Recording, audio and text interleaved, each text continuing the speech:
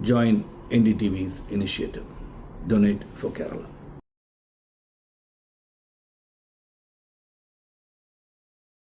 Hi, I'm Shreya Saran. Kerala's Wayanad area is hit by devastating landslides, resulting in loss of lives and livelihood. Kerala needs your help right now. Let's join NDTV initiative. Come, donate. Let's rebuild Wayanad.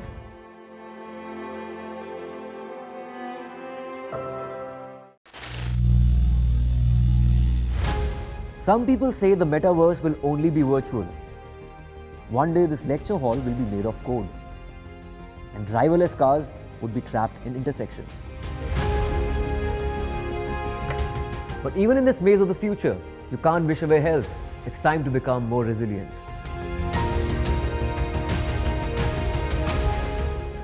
"10 years of Banega Swasth India, we have grown and achieved so many milestones.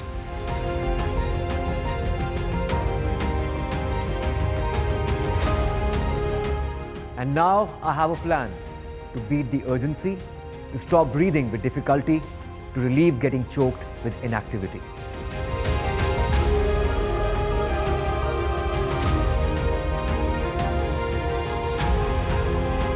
Energize our government, our environment, our society, and ourselves. Everyone, everywhere, every day.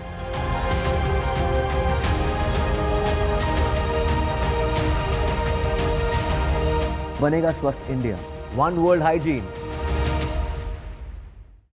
Stay informed and entertained with the new and updated NDTV News app. You can watch all our channels live, listen to podcasts, read breaking and exclusive news from around the world and more. Download the NDTV app today and get access to the best journalism and storytelling on your smartphone or tablet. The NDTV app. News that matters to you.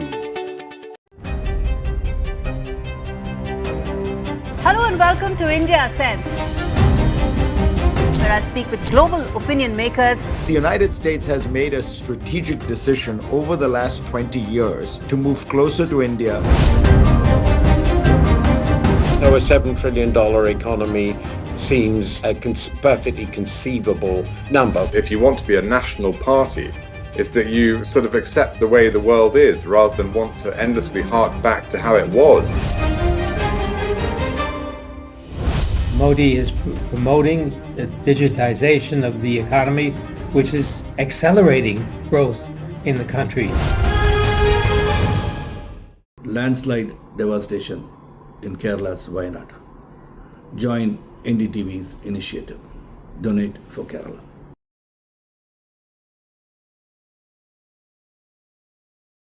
Hi, I'm Shreya Saran. Kerala's Wayanad area is hit by devastating landslides, resulting in loss of lives and livelihood. Kerala needs your help right now. Let's join NDTV initiative. Come, donate. Let's rebuild Wayanad.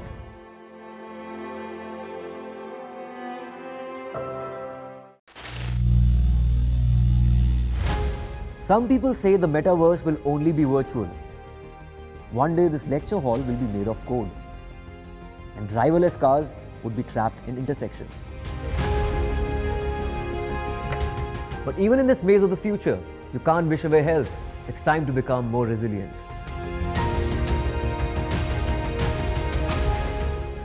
"10 years of Banega Swasth India, we have grown and achieved so many milestones.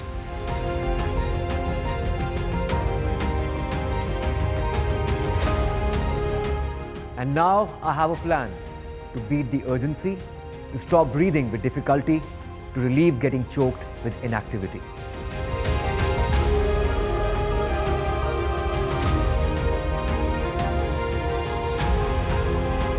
Energize our government, our environment, our society, and ourselves.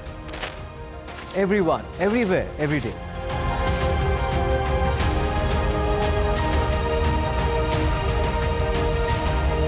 Banega Swasth India, one world hygiene. Stay informed and entertained with the new and updated NDTV News app. You can watch all our channels live, listen to podcasts, read breaking and exclusive news from around the world and more. Download the NDTV app today and get access to the best journalism and storytelling on your smartphone or tablet. The NDTV app. News that matters to you. Hello and welcome to India Sense, where I speak with global opinion makers. The United States has made a strategic decision over the last 20 years to move closer to India. There were 7.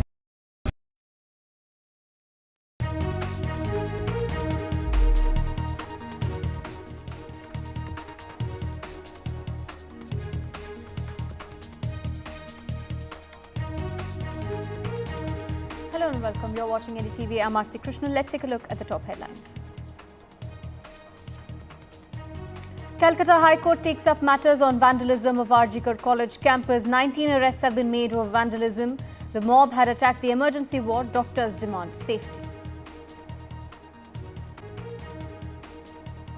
Election Commission to announce assembly election dates today. Haryana, Maharashtra and Jharkhand to go to polls, while Jammu and Kashmir will go to polls after a decade.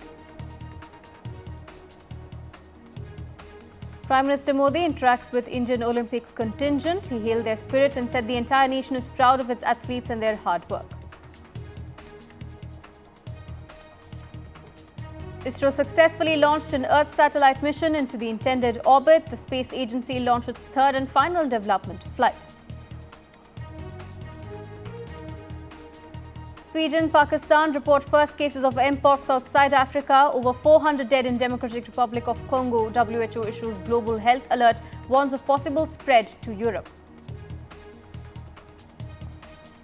Latest in the investigation of Friends star Matthew Perry's death, 5 including 3 doctors and the actor's assistant charged for allegedly taking advantage of Perry's addiction.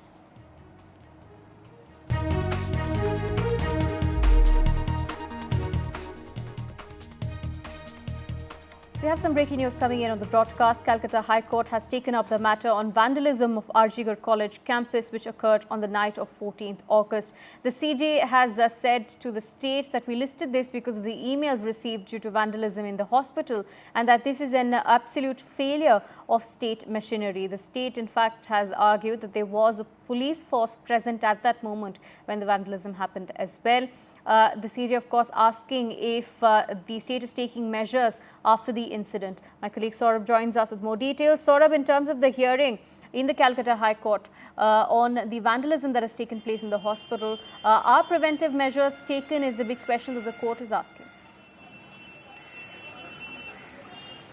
Well, definitely after the vandalism incident, there's a lot of police, and of course the protest, stage that was set up by, political groups right outside the hospital, that's been removed. And of course, but the question itself is, why was this incident not, prevented in the first place? Given the fact that, there were protests going on, and something like this should have been not only anticipated but also picked up by the police intelligence. This is not to say that the police did not try. Of course, the Calcutta High Court has said this is, absolute machinery, state machinery failure. And that day we were there on the spot when this was taking place. And clearly, for some reason, the police weren't able to prevent that. The pictures themselves tell the story. The mob managed to enter the hospital, broke down barricades, ransacked the emergency ward completely. We were at a spot where the police were trying to push back the mob after they had managed to do this. And, the police, at that point also, where we were there, when the police were trying to fight off the mob, the police were surrounded on 3 sides. Clearly, they were outnumbered, outmaneuvered. So this is something that the High Court has now raised, that this should have been done earlier, that this should have been, seen and anticipated earlier. And, of course, the Calcutta High Court is hearing this petition, and they say that they've listed it because, there is, of course, this matter is extremely serious. But I'm coming to you from Shambazar, where the BJP was supposed to hold a protest. The BJP stage for the protest, we are being told, has not been allowed. and there is police here.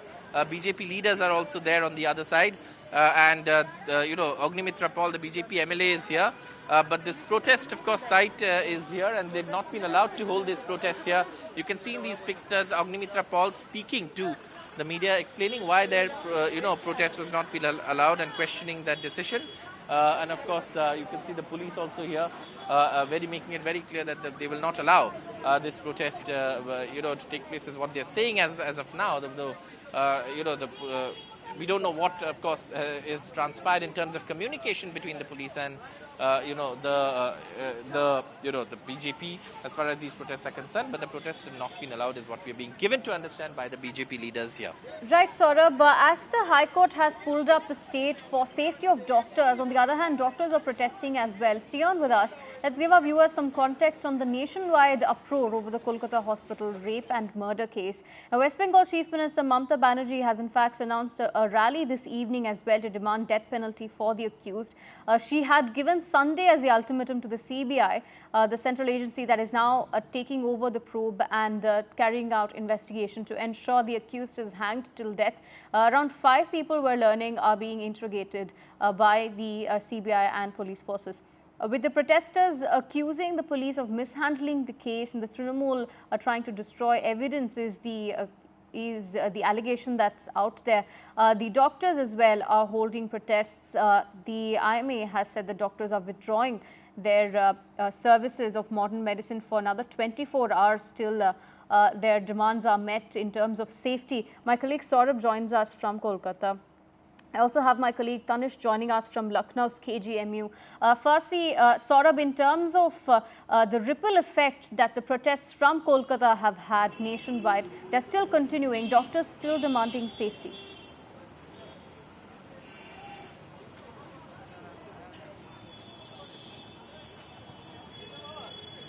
Saurabh, if you're able to hear me. Yes. Saurabh, take us through the protests in Kolkata and how they've spread now like wildfire throughout the country. Well, at RG Kar Medical College and Hospital, the students continue to protest. They say their protests will continue despite appeals from the Chief Minister to call off the protest and return to work. But also, RG Kar Medical College and Hospital, the emergency ward clearly now is not fit for any patient service. It's been completely vandalized and destroyed by this mob that went on a rampage that night. And of course, we were there at that time. But there are other political protests taking place as well. One was scheduled by the BJP, and we have been given to understand that there's been some sort of an issue with the police. And that protest, of course, the fate of that protest hangs in the limbo with, I believe, some sort of issue with the police that the protest permissions have run into. Meanwhile, on the other hand, of course, there is another protest that is taking place, and we've seen senior Trinamool leader Derek O'Brien's tweet as well. Mamata Banerjee, of course, will also be holding a protest today, marching from Ulali to Dorina crossing for that protest. So obviously, multiple protests taking place on this issue. Political parties also protesting on this issue. But apart from that, the focus really is on the medical students' issues, because students at RG Kar Medical College and Hospital have clearly told us that on campus, they will not allow political flags. Political protesters will have to stay outside of the campus. The protest they are running is, they're saying, for safety and security and for doctors across the country. So there's a clear marked line as far as the protests inside the campus and protests outside the campus are concerned. These are political protests, of course. These are organized by several political parties. This one is by the BJP. There's one by the Trinamool as well. But otherwise, inside the hospital, the protest that's taking place by students, which also we reported from a little while earlier, that one's absolutely apolitical, with the students making it very clear that if someone wants to join the protest, they're welcome, but without their political color, political flags and political identity. Right, Saurabh, thank you for joining us and bringing us those details from Kolkata. My colleague Tanish joins us from Lucknow. Tanish, now there's been protests across the nation. Doctors, they're demanding safety. They're also putting forth a demand of a centralized security law as well. Well, of course, Aarti, if I talk about Uttar Pradesh, in almost every district, there are protests going on. Right now, I'm at the KGMU of Lucknow, Today, around 4 colleges will gather at around 5:36 p.m. at the 1090 crossing. That's one of the most busiest crossing in Lucknow. 1090 was a women helpline number, women power number that was launched in 2012 to deal with cases with, to deal with incidents related to atrocities of women. Now I'm at KGMU Lucknow. You can see, of course, this is the preparation that is going on today. A march was held in the morning. Now the preparation is going on for the protest in the evening, a silent candle march in the evening. You can of course see the posters being made by resident doctors. All of them are making posters, and you can of course see all of the resident doctors wearing the black band in their hand as a mark of protest. Now of course the protest has intensified since it started in Uttar Pradesh and in Lucknow. Now when FODA called off the strike earlier, UPRDA did not. UPRDA continued the strike, continued the protest, except for 15th August, where it was put on a halt for 1 day due to Independence Day. And now the protest continues. You can of course see all of them have gathered here. They are preparing. Right now preparation is going on. You can of course see the black ribbons everybody is getting, and all of them will be wearing black ribbons.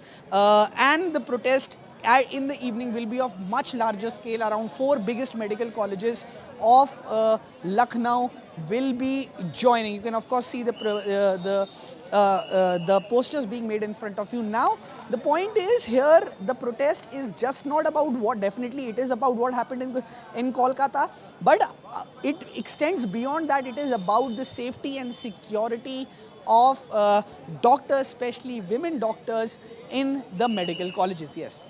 Right, Sanesh. Thank you for joining us and bringing us those details from Lucknow. A wider protest are expected in Lucknow as well. Not just there, but protests are taking place in New Delhi and Bengaluru as well. My colleagues Shreya and Pratibha report. Take a look. No safety, no duty. This is the common sentiment amongst the doctors here. I am at Lady Hardinge Medical College and Hospital in Delhi, and here these young doctors, mostly undergraduate MBBS students, along with faculty members and resident doctors, have gathered here to protest, demanding for justice, demanding for safety security measures in the hospitals for women, and also passing of the Central Protection Act. Let's hear from the students what is their main demand at this point. We know the CBI inquiry is ongoing of the RG Kaur brutal rape and murder case. Let's hear from the students what is their demand at this point.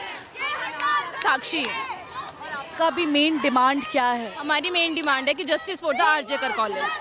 Justice. You want the accused to be held. One accused has already been arrested. और actually there are many accused, so we want कि जितने भी उन्होंने doctor Debnath के साथ किया उन सबको सजा मिले. आप लोगों को पता होगा कि आरजी कर हॉस्पिटल में जो केस हुआ उसके बाद there was massive protest in Kolkata, and amidst that vandalism took place. Some goons barged into the hospital in the crime scene, and they destroyed the facilities in the emergency room, right? So how that makes you feel about the law and order in Kolkata? We are very, very, very sad that as a democratic country, if we are protesting in a silence, in a peaceful way, still the mob is here to attack on us. We doctor, what we want? We just want the safety of a female doctor. We just want our safety. If you can't provide safety in a democratic country to our doctors, to our females, then how can we say that we are independent? In this independence, in this 78th Independence Day, we are not independent. We are not independent in this democratic country.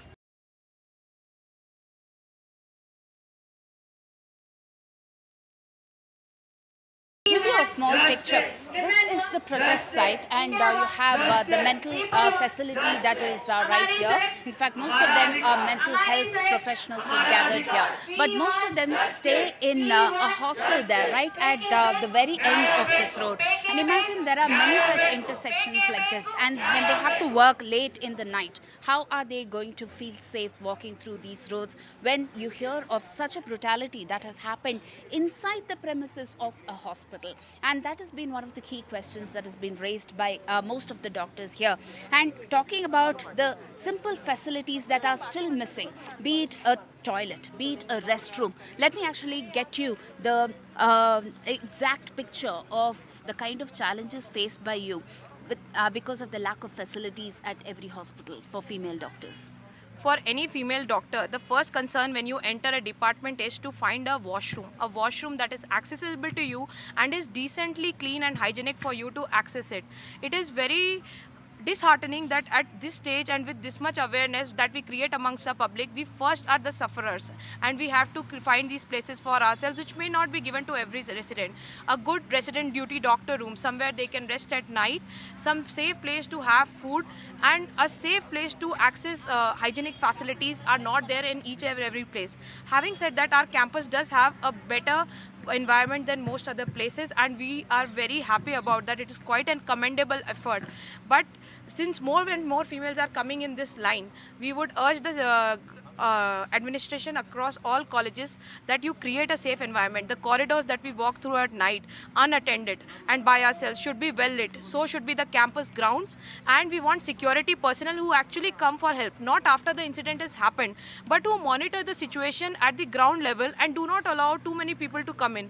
An angry mob with a bad patient is every doctor's nightmare, and we hope that this takes cognizance, and the government and the administration takes cognizance of this now. Breaking news coming in on the broadcast. A major reshuffle has been announced in Jammu and Kashmir's administration ahead of the elections. IGPs, DIGs are among several senior Jammu and Kashmir police officers who've been transferred. Many districts have gotten new police chiefs as well. Remember, this comes ahead of the elections. Nitish Kumar has been appointed as the new intelligence chief of Jammu and Kashmir. Large-scale transfers now seen in Jammu and Kashmir police and administration ahead of the elections. The announcement of which, of course, will be taking place at around 3 p.m. today. Remember, the Election Commission is set to announce the dates for elections as well. Jammu and Kashmir's elections will take place after almost a decade there. Now a major reshuffle in administration and police officials ahead of the elections. IGPs, DIGs and SSPs have been some of the top officials who've been transferred to various areas. My colleague Nazir joins us with more details. Nazir, take us to the latest rejig in the Jammu and Kashmir Police Administration as well. Well, hours before, Election Commission is expected to announce polling dates and the model code of conduct will come into place. The J&K administration has issued slew of orders of transfers from administration to police. J&K has got new intelligence police of J&K police. Nitish Kumar has been appointed as the new intelligence chief, CID chief of Jammu and Kashmir police. And also there are several IGs, DIGs, several districts, SPs have been transferred by the administration, and there are some DCs and other officials have also been transferred. There are several departments. You see slew of orders hours before the election dates are announced. So there I spoke to some of the political leaders. They say it is a questionable, even as the Election Commission had set a deadline for the J&K administration to transfer people who have completed their term, 3-year term in one place. But most of the officers who have been transferred have not completed 3 years, so there would be no politics, because in election every move is seen through the political prism. Having said that, this is a historic election which is happening, first assembly elections in the Union territory of Jammu and Kashmir, which no political party even that were ready to accept. They say this was the largest and the first state in the subcontinent which had acceded to Union of India, and then now it has been reduced to Union territory. So the main plague about these elections, even the parliament elections, was restoration of the statehood and the basic rights of the people. So politics remain in a suspended animation. So democracy, finally, it is not just elections, new government will be there. It is also a revival of politics, a revival of democracy in Jammu and Kashmir. It's after a gap of 10 years, assembly elections are taking place, and people are really so happy. Political parties are so positive that some finally elections are taking place. And also Election Commission has lived by its word, saying they are holding elections regardless of any circumstances. Chief Election Commissioner, during his visit to Srinagar recently, has said no external or internal threat can derail the democratic process, and they are holding election, and said that the recent parliament elections have given them the confidence that how enthusiastic people are to cast their vote, to exercise their democratic rights. So they will build on that. He has also said that they will keep the deadline set by the Supreme Court, which is the 30th September, in mind while deciding the election schedule in Jammu and Kashmir. So it's an important day for the democracy in India, in democracy in Jammu and Kashmir, and the first assembly election in J&K post abrogation of Article 370, and when J&K no longer is a state, it is a union territory. But during its judgment, the Supreme Court's constitutional bench has not only directed the election commission to hold election, it has also directed the central government to restore the statehood as soon as possible. And Prime Minister, during his visit on 21st of June here in Srinagar, announced that elections are happening and also statehood is being restored. Right. Stay on with us, Nazir. We'll discuss the expected announcements by the Election Commission as well in terms of the security preparations for Jammu and Kashmir. Remember, the Election Commission is set to announce a schedule for the assembly elections today. Assembly elections are to be held in Jammu and Kashmir, Haryana, Maharashtra and Jharkhand. And the Election Commission team had visited Jammu and Kashmir and Haryana recently, remember, to oversee the poll preparedness, but is yet to visit Maharashtra as well. The assembly election is due in Jharkhand as well, where the legislative assembly ends in January 2025. My colleague Sunil and Nazir are joining us. My colleague Sunil joins us with more details in terms of what we can expect from the announcements today. Sunil, we're expecting the election dates shortly, in a couple of hours. In fact, what can we expect from the big announcements? Some security arrangements also for Jammu and Kashmir is what we can expect. That's right. As Nazir was pointing out, Jammu and Kashmir has a unique place, as well as, of course, there will be the state of Haryana, where elections are due, where the full commission has met. We are not yet sure whether they'll make an announcement in the states of Maharashtra as well as Jharkhand, because elections are slightly later expected, even though Haryana was a little bit later. But I think in terms of poll preparedness, they would go ahead with the announcement of the two states, that's J&K and Haryana. Unique for Jammu and Kashmir is that even the candidates get security. And it's in that context that this big announcement is being made to ensure a free and fair election. And has been pointed out right from this morning and once again reiterated by Nazir, this is the first election in 10 years, the first election after Article 370 in Jammu and Kashmir, the first election where we are going to see Jammu and Kashmir not as a state, but as a union territory. Ladakh also will be going to the polls.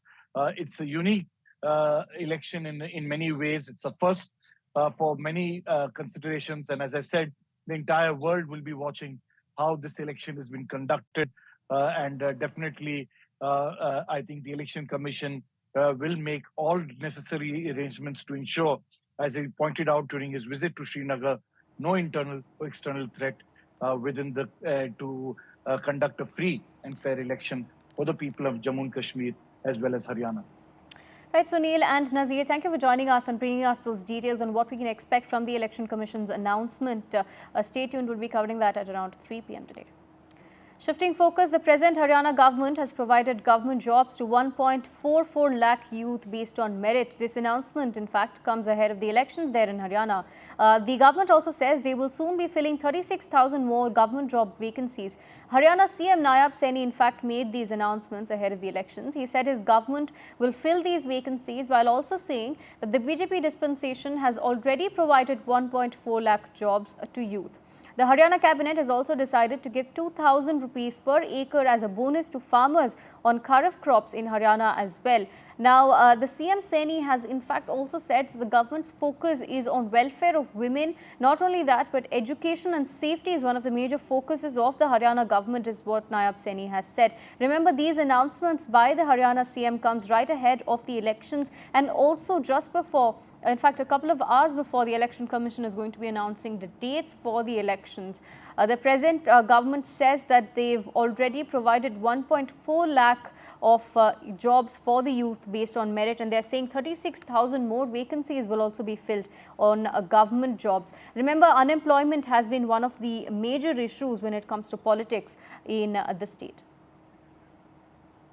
किसानों के खाते के अंदर हरियाणा प्रदेश के ऐसे 5,20,000 किसानों के खाते में आज जो ये पहली किस्त यहाँ से जारी की है, ये 525 करोड़ रुपए की किस्त आज जारी की है। जो राज्य के शेष 8 जिले पंचकुला, कैथल, करनाल, हिसार, झज्जर, गुरुग्राम, फरीदाबाद और यमुनानगर में भी चरणबद्ध तरीके से पशु चिकित्सा पॉलीक्लिनिक खोले जाएंगे। My colleague Gurpreet joins us with more details. Gurpreet, take us through the big announcements that come in Haryana ahead of the elections. Well, we have seen one side, the Haryana government has already started into this poll mode, and we have seen all the political parties, they are already conducting campaign. They are trying to go to the people at the grassroots level so that they will be able to woo the voter. Today we have seen the Chief Minister of Haryana, Naib Singh Saini, held a press conference where he has briefed the media saying around 25 crore rupees has been sent into the accounts of the farmers, and it seems that this bonus has been given before imposing of model code of conduct in Haryana for the elections. Somewhere down the line, it seems the farmers are the challenge for the BJP in Haryana state, and even the BJP government, they are also trying to woo these farmers by giving such type of bonus at the last leg of this government, because they feel this is the challenge for them, and the huge vote bank of the farmers has already been drifted since 3 farm laws had come, and after that we have seen the series of protests had been done in Punjab and Haryana, and a lot of farmers, they are not supporting the BJP at this point of time. So it seems all these policies, all these announcement, bonus and all announcement have been made by the Haryana government to woo the voters, and we have seen there are the multiple challenges before the government. For the last 2 terms, it has been ruling in the state. The good governance is one of the important issue which they are going to take to the public also. They feel due to good governance, they will be able to allure a lot of voters on these issues. So let's see that how the things will be going on in Haryana state. But as of now, it seems a lot of announcements have been made, and specifically today, announcement which has been made by the Haryana Chief Minister for giving bonus to the farmer. Somewhere down the lane, it's the political trend to woo the voters, and specifically they are trying to target the farmers. Back to studio. Thank you, Gurpreet, for joining us and bringing us those details on this development. Shifting focus now, the countdown for the Maharashtra elections has started. MEA has started holding its campaign rally. The big question, of course, is who will be the CM face of the Mahavikas Aghadi? Uddhav Thackeray, in fact, saying that they need to announce the CM face first as the Mahavikas Aghadi gears up for the assembly elections. Uddhav Thackeray, Sharad Pawar and Chavan are present at this particular meeting. This rally, of course, comes ahead of the assembly elections and ahead of the Election Commission announcing the dates for the elections as well. Remember, a big face-off in terms of the Mahayuti and the Mahavikas Aghadi in several of the key seats in Maharashtra, especially Baramati as well. As Uddhav says that he urges the partners to announce the names for the CM face, as well as the allied parties are going to be participating in a joint rally ahead of the elections today in Mumbai. Uddhav Thackeray, Sharad Pawar, Prithviraj Chavan are present at the event is what we're learning. My colleague Radhika joins us with more details. Radhika, take us through what we can expect from the ground, this mega rally that the MVA is holding ahead of the elections.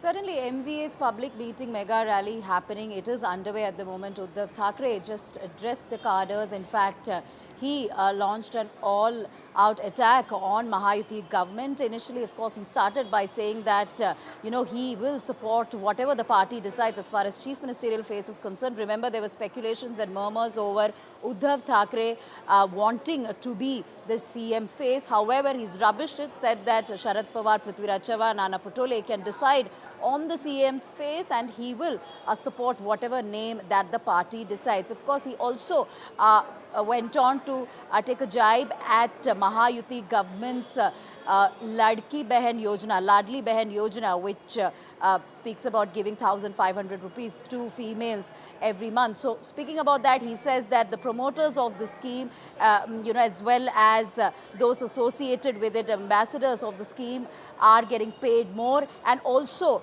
people who are wanting to sort of jump ships and those who get poached from MVA also get tons of money. But why is it that only 1,500 for females under the scheme? So yes, taking a jibe at Mahayuti government, also going on to accuse the government of wanting to push the election. He said that while the elections are supposed to be held in October, there is an attempt by Mahayuti to push the elections by another month so that people of Maharashtra forget what MVA has done for the state. And also there is a deliberate attempt to not hold the municipal elections as well. Of course, his appeal to the cadres to rise above self-interest and work for the development of Maharashtra, ensure that Mahayuti is toppled and MVA comes to power this time for the sake, for the interest of the state. So that's the appeal by Uddhav Thackeray, rubbishing in a way that he wants to be the CM face and that he will support whoever the party decides as the chief ministerial face, and that they will work unitedly and there will not be any disputes over seats, is something that he has assured in that particular speech.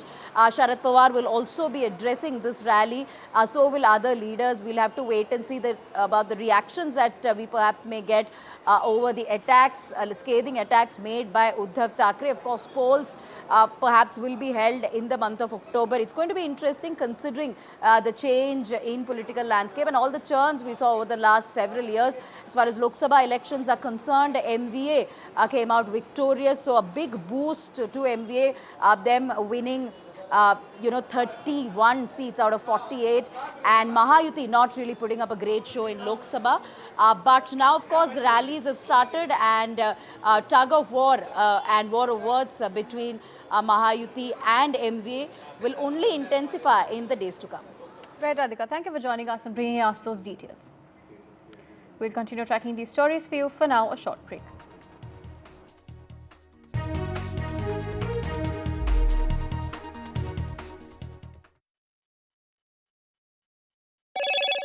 Hello, Moto.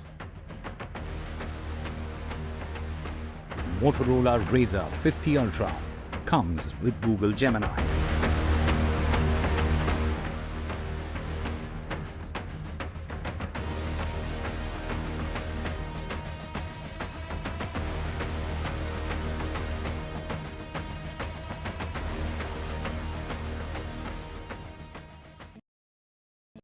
Landslide devastation in Kerala's Wayanad.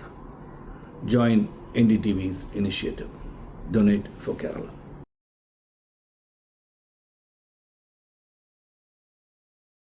Hi, I'm Shreya Saran. Kerala's Wayanad area is hit by devastating landslides, resulting in loss of lives and livelihood. Kerala needs your help right now. Let's join NDTV initiative. Come, donate, let's rebuild Wayanad.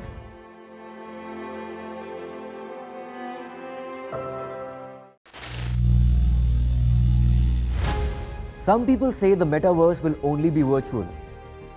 One day this lecture hall will be made of code, and driverless cars would be trapped in intersections. But even in this maze of the future, you can't wish away health. It's time to become more resilient.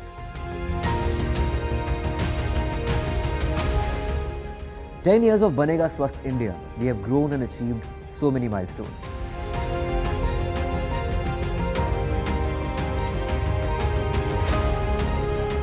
And now I have a plan to beat the urgency, to stop breathing with difficulty, to relieve getting choked with inactivity.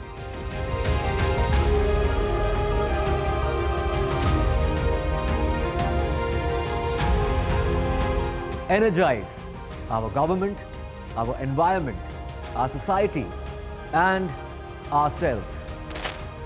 Everyone, everywhere, every day.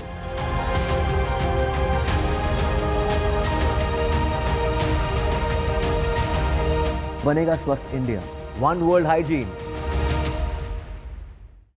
Stay informed and entertained with the new and updated NDTV News app. You can watch all our channels live, listen to podcasts, read breaking and exclusive news from around the world and more. Download the NDTV app today and get access to the best journalism and storytelling on your smartphone or tablet. The NDTV app. News that matters to you. Hello and welcome to India Sense, where I speak with global opinion makers. The United States has made a strategic decision over the last 20 years to move closer to India. So a $7 trillion economy seems a perfectly conceivable number. If you want to be a national party, it's that you sort of accept the way the world is rather than want to endlessly hark back to how it was. Modi is promoting the digitization of the economy, which is accelerating growth in the country. Landslide devastation in Kerala's Wayanad. Join NDTV's initiative. Donate for Kerala.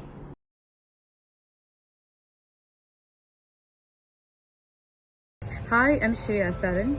Kerala's Wayanad area is hit by devastating landslides, resulting in loss of lives and livelihood. Kerala needs your help right now.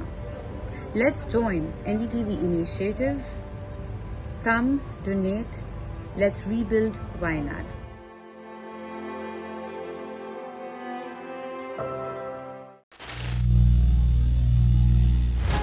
Some people say the metaverse will only be virtual.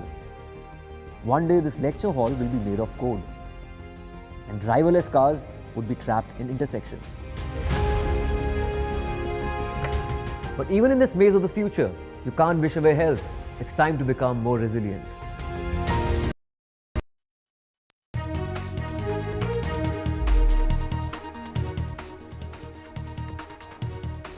ISRO today successfully placed an Earth observation and SRO DemoSat satellite into intended orbit. The space agency launched its third and final developmental flight, small satellite launch vehicle D3 carrying Earth observation satellite EO608. The rocket lifted off majestically from the first launch pad at the Satish Dhawan Space Center, situated about 135 kilometers east of Chennai at a prefixed time.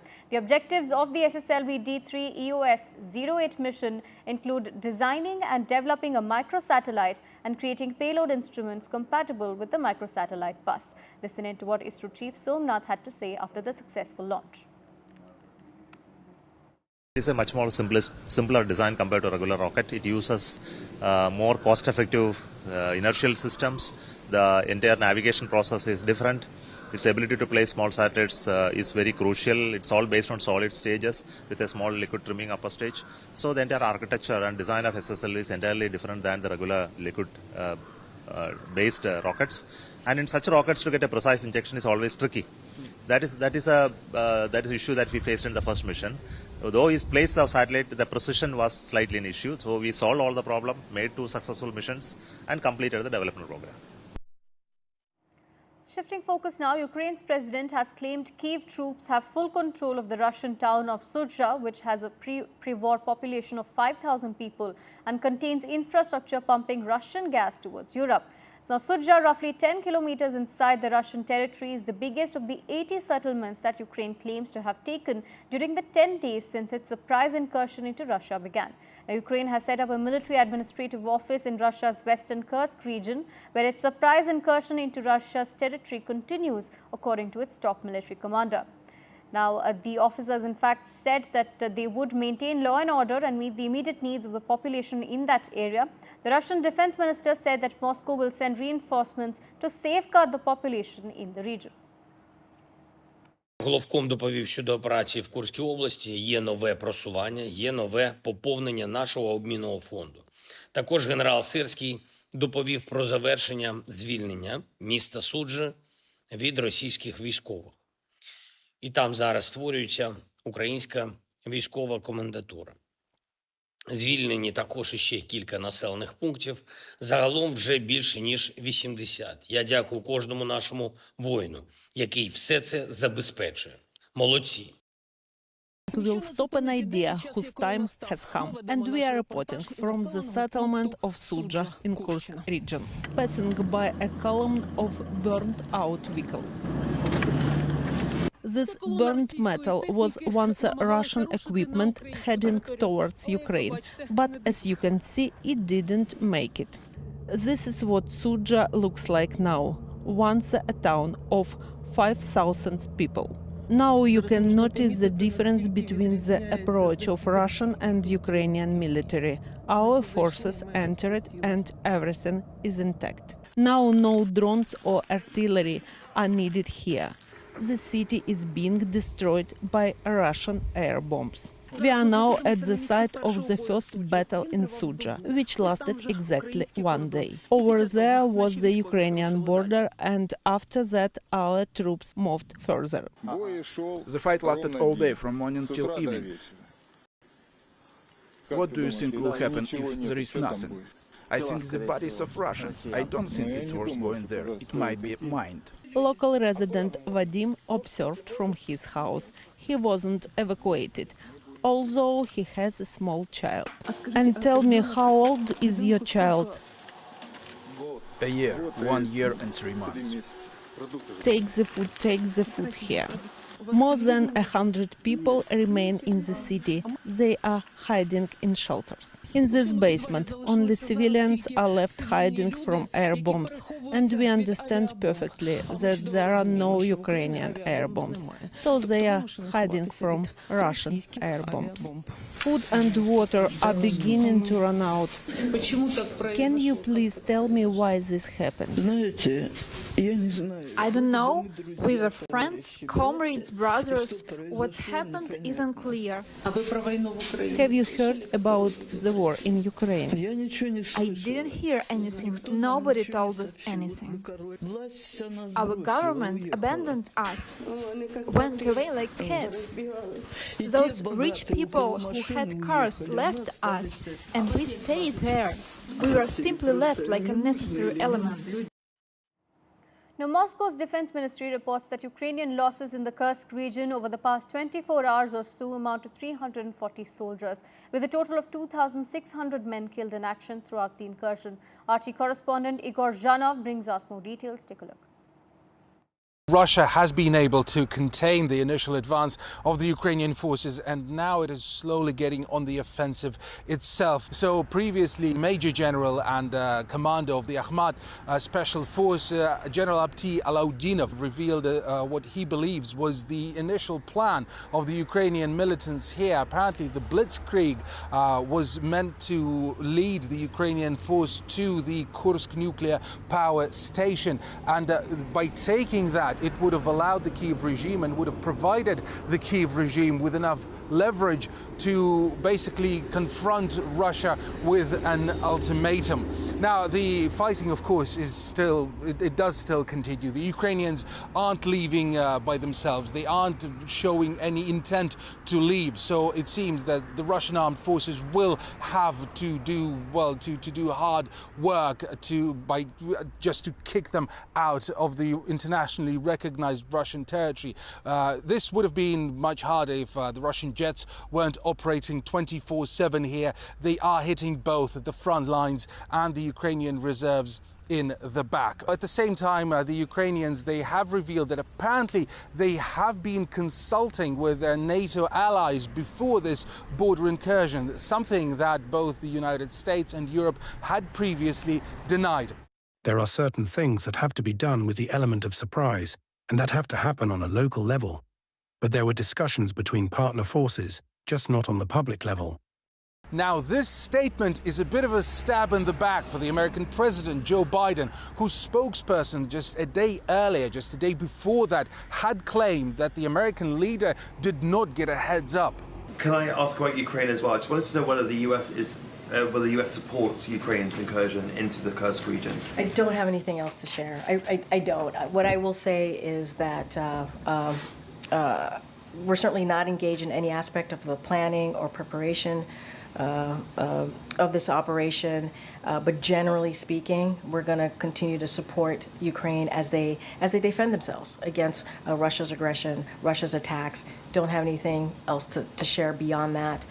We're not going to speak to Ukrainians' military operation. That's something that they should do for themselves.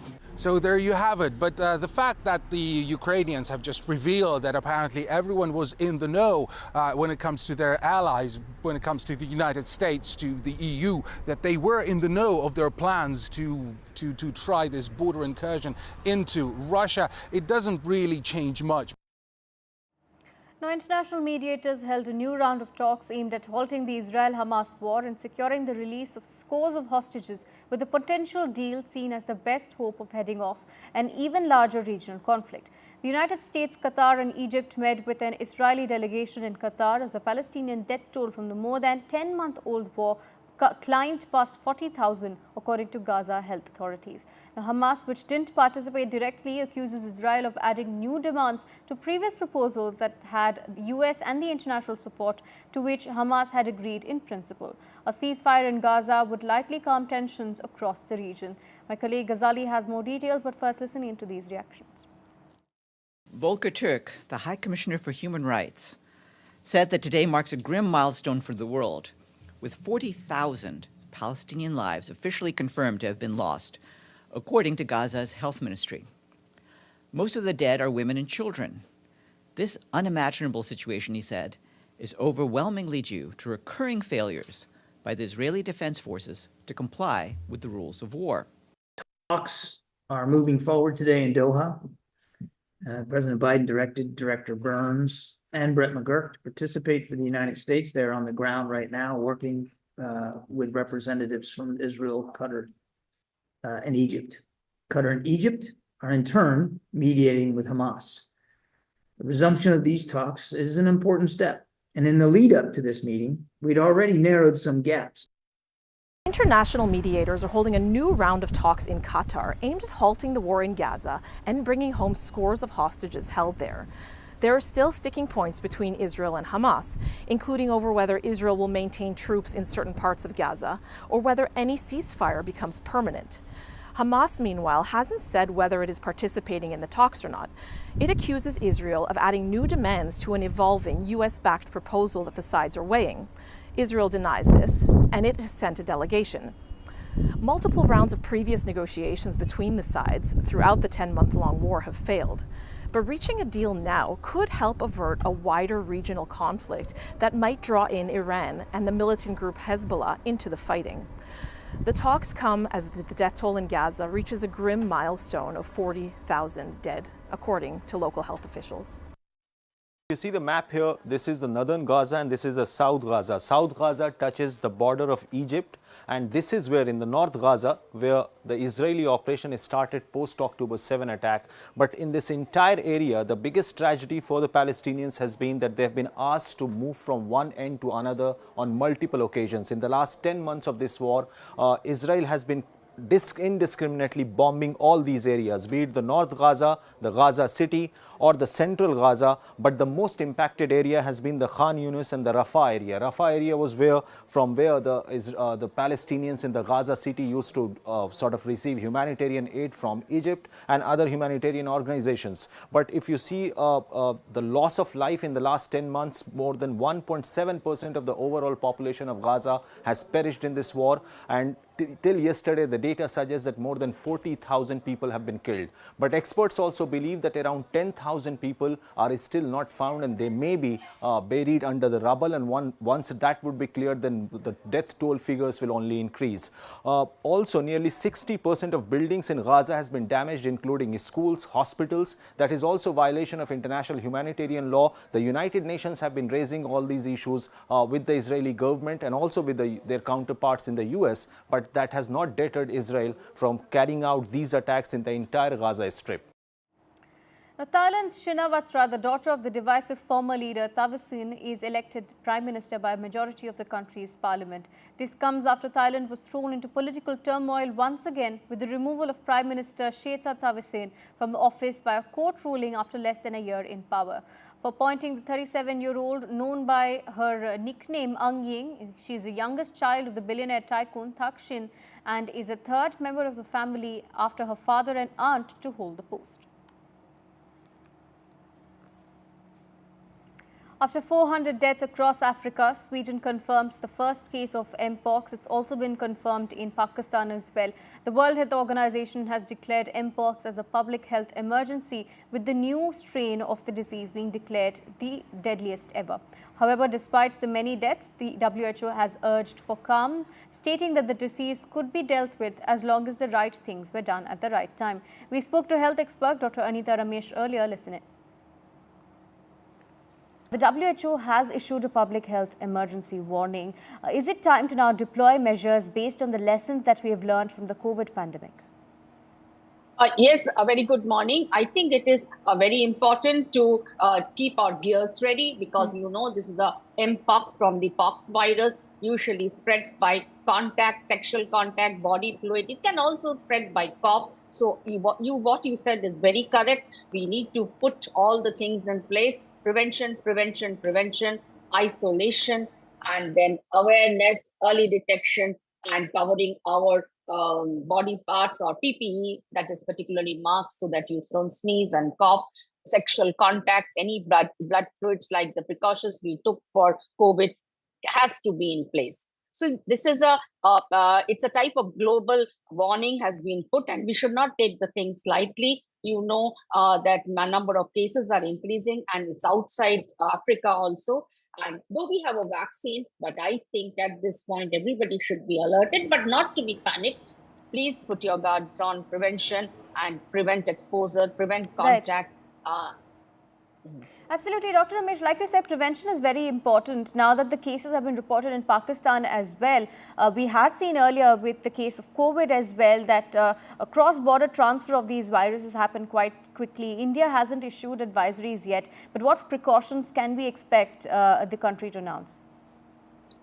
Awareness. We need to aware everybody that there is travel restriction across the borders where the testing is needed. Secondly, cover your face, and not the face, the mouth and the nose. So your secretions, you don't get others' secretion, and neither do you get the secretion to others. If you have a suspicion that you are having fever, body pain, headache, you're feeling weak, and start seeing some blisters in the body, rashes, please report to the immediate local authorities and they will tell you what to do. Yes, we have to gear up our testing facilities, that is the RT-PCR, that's a PCR for DNA testing. And the health facilities all over the country should gear up. And I think we are in a better position post-COVID because we have the things in place. And awareness and sexual. One more important thing, this disease spreads sexually. So it should be a barrier method. So unknown sex, please avoid.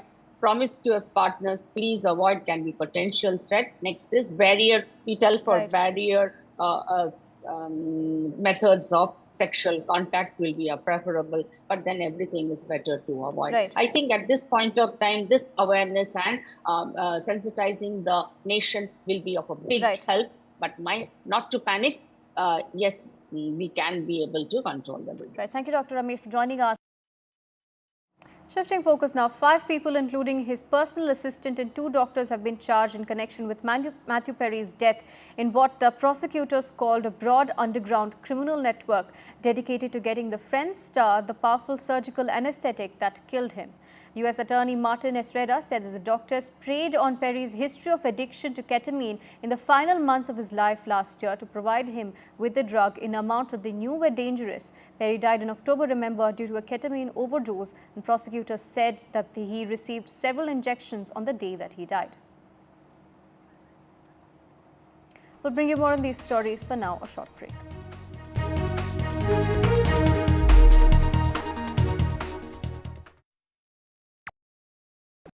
Stay informed and entertained with the new and updated NDTV News app.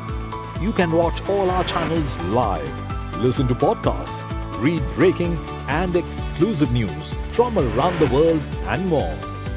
Download the NDTV app today and get access to the best journalism and storytelling on your smartphone or tablet. The NDTV app. News that matters to you. welcome to India Sense, where I speak with global opinion makers. The United States has made a strategic decision over the last 20 years to move closer to India. Our $7 trillion economy seems a perfectly conceivable number. If you want to be a national party, it's that you sort of accept the way the world is rather than want to endlessly hark back to how it was. Modi is promoting the digitization of the economy, which is accelerating growth in the country. Hello, Moto. Motorola Razr 50 Ultra comes with Google Gemini.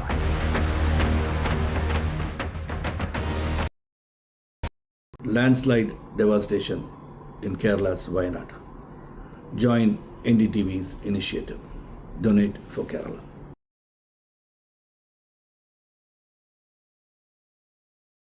Hi, I'm Shreya Saran. Kerala's Wayanad area is hit by devastating landslides, resulting in loss of lives and livelihood. Kerala needs your help right now. Let's join NDTV initiative. Come, donate, let's rebuild Wayanad.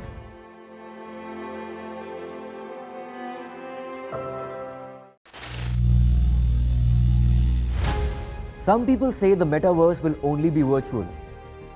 One day this lecture hall will be made of code, and driverless cars would be trapped in intersections. But even in this maze of the future, you can't wish away health. It's time to become more resilient.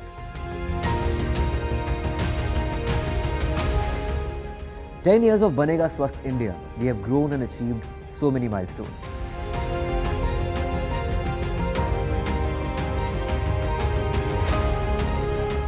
And now I have a plan to beat the urgency, to stop breathing with difficulty, to relieve getting choked with inactivity.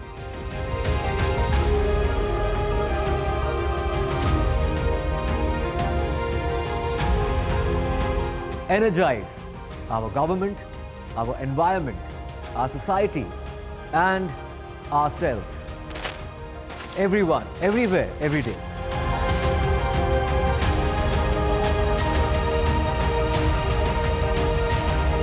Banega Swasth India. One world hygiene. Stay informed and entertained with the new and updated NDTV News app. You can watch all our channels live, listen to podcasts, read breaking and exclusive news from around the world and more.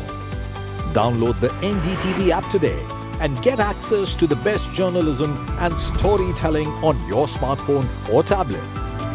The NDTV app. News that matters to you.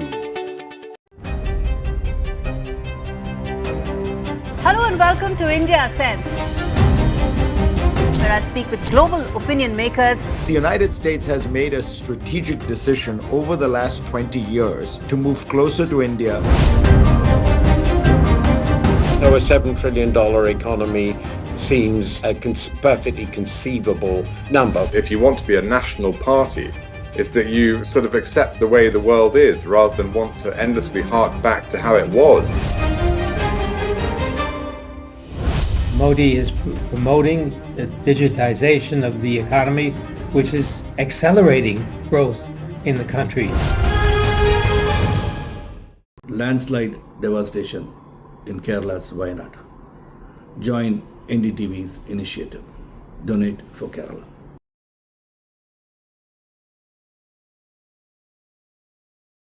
Hi, I'm Shreya Saran. Kerala's Wayanad area is hit by devastating landslides, resulting in loss of lives and livelihood. Kerala needs your help right now. Let's join NDTV initiative. Come, donate, let's rebuild Wayanad.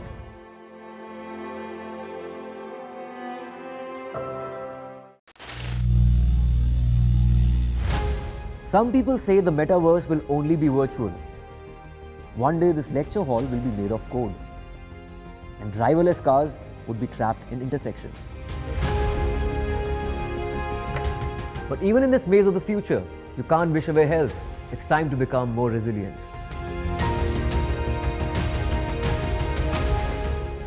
10 years of Banega Swasth India, we have grown and achieved so many milestones.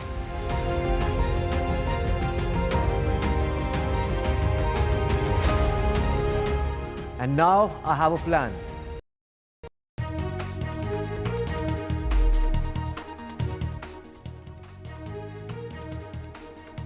Hello ladies and gentlemen, the dates of the most critical assembly polls in Jammu and Kashmir and Haryana are scheduled to be announced today, in fact in a short while from now. Meanwhile, doctors across the country continue to protest against the horrific rape and murder of a junior doctor in Kolkata recently. We'll get you all that and more in this bulletin, but first up, the headlines.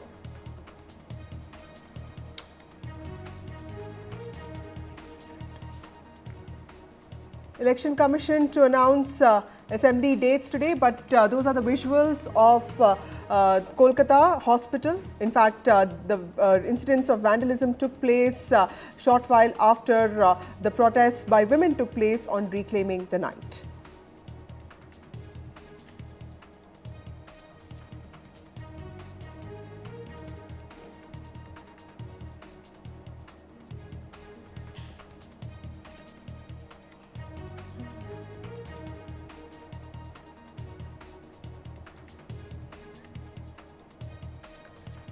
ISRO successfully has launched an Earth satellite mission into intended orbit. The space agency launched its third and final developmental flight.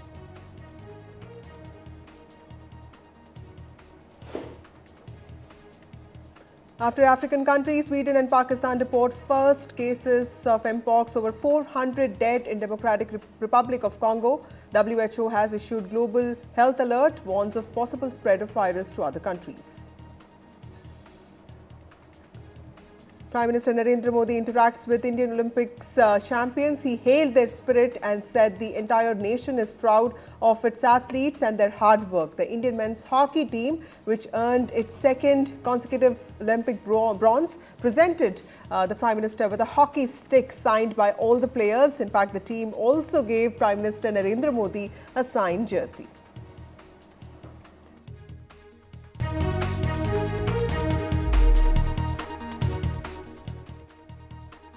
Election Commission of India is all set to announce the schedule for assembly elections today. Assembly elections are likely to be held in Jammu and Kashmir, Haryana, Maharashtra and Jharkhand. Remember, the Election Commission team had visited Jammu and Kashmir and Haryana recently on August 11th and 12th to oversee poll preparedness, but it has also visited Maharashtra earlier. In fact, the final meetings are due. What is expected today is the final dates for assembly polls in Jammu and Kashmir and also Haryana. The term of the Legislative Assembly of Jharkhand also ends in January 2025. So that's going to be an interesting election as well. So what is expected today? My colleague Sunil Prabhu has details on this.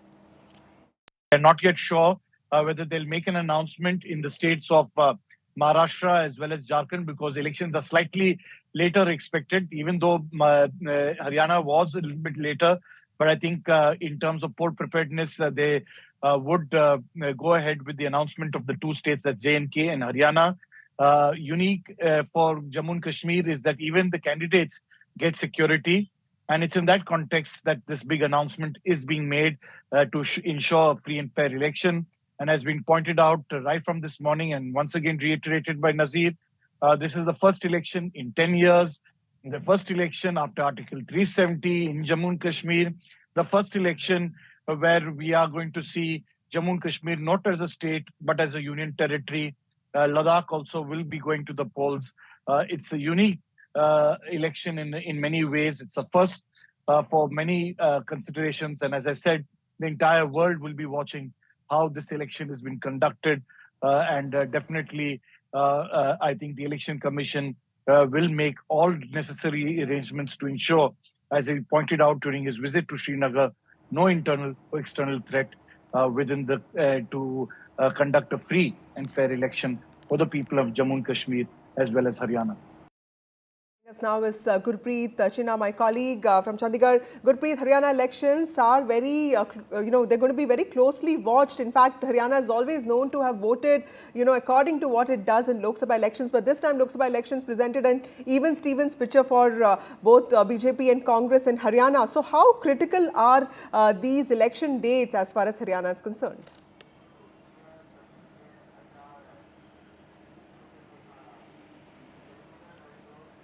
Well, if we can talk about specifically Haryana, we have seen today the Chief Minister of Haryana, he held a press conference where he had given some bonus to the farmers and giving a plea saying that if any crop is going to be damaged and any loss a farmer will face, at least the government will take care of this thing. Somewhere down the lane, it seems the BJP has been claiming they have given a good governance in the state, but they have one doubt in their mind because the farmers, huge vote bank has already been drifted from the BJP, and it seems the BJP is trying to woo the farmers so that they will be able to get a political gain out of these announcements which is being made recently by the Haryana government and specifically by the Chief Minister of Haryana.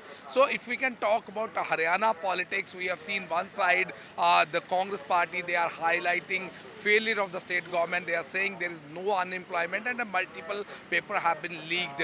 On the other side, we have seen INLD that was one time a strong regional party that had already been divided into two parts. One is INLD, which is being headed by Abhay Singh Chautala, and JJP party that is being headed by Dushyant Chautala. So somewhere down the lane, this time the politics and the political equation within the state has already been changed because Aam Aadmi Party has also decided to contest Haryana polls from all the 90 seats.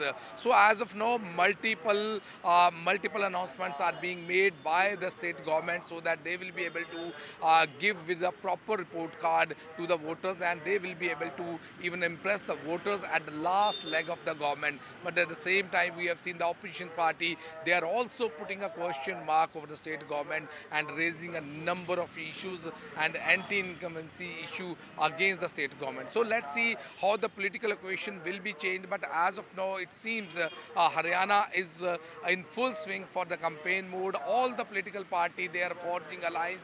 They are trying to touch all the voters at the grassroots level. Back to studio. Gurpreet, also tell us about the campaigns that are going on, as far as the ground of Haryana is concerned, with respect to, Congress has this campaign, Hisab Do, 10 saal ka Hisab Do, and then BJP has started Mara Haryana, Non-Stop Haryana. So clearly, both parties seem to be eyeing Haryana with a lot of hope. This time in the Lok Sabha elections, Congress got 5, BJP got 5. BJP also changed its chief minister well before the Lok Sabha elections. So clearly, a lot of activity there also happening. And Congress also won a lot of seats like Rohtak, which it lost last time. So clearly, also tell us what is the state of these campaigns when it comes to the politics of both BJP and Congress is concerned. Well, very clear. We have seen the Congress is overcharged since they were able to perform much better in Lok Sabha elections in Haryana.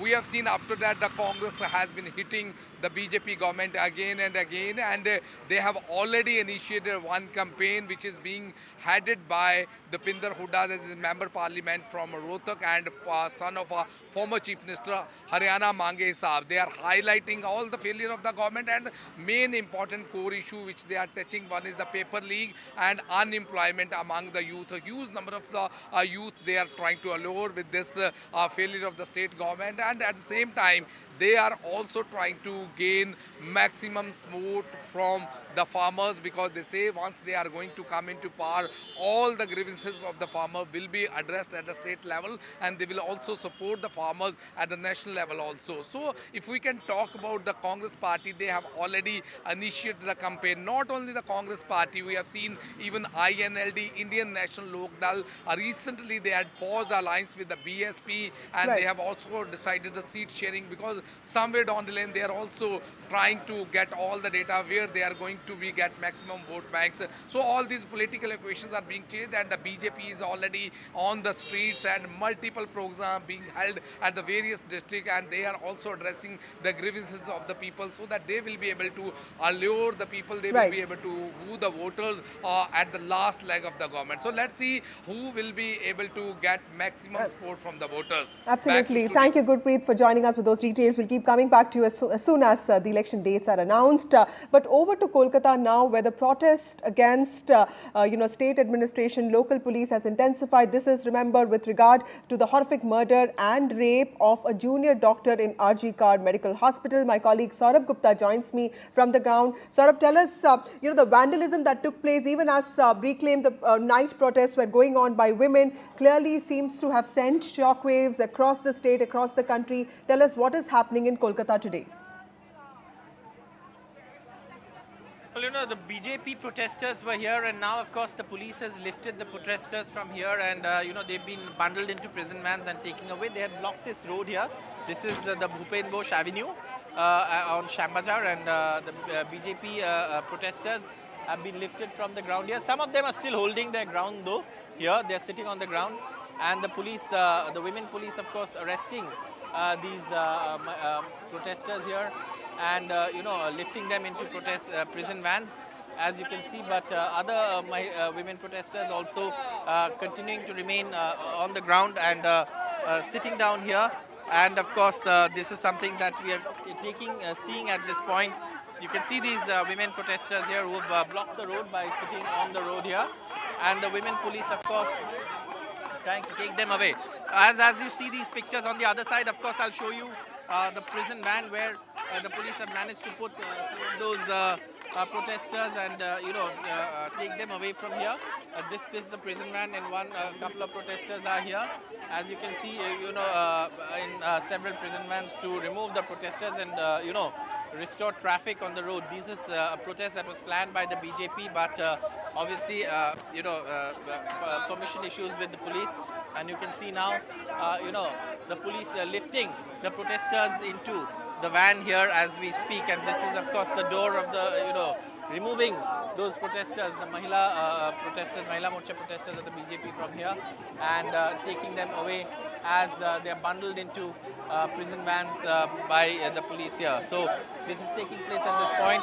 Ognimitra Paul also here, and of course, she's the BJP MLA from Asansol, and of course she's a very vocal voice here in Bengal as well on behalf of the BJP. Let's just listen into what Ognimitra Paul is saying. If I can ask my camera person to come this side and try and give the frame of Ognimitra Paul, and listening in to what she's saying as the BJP removes the protesters.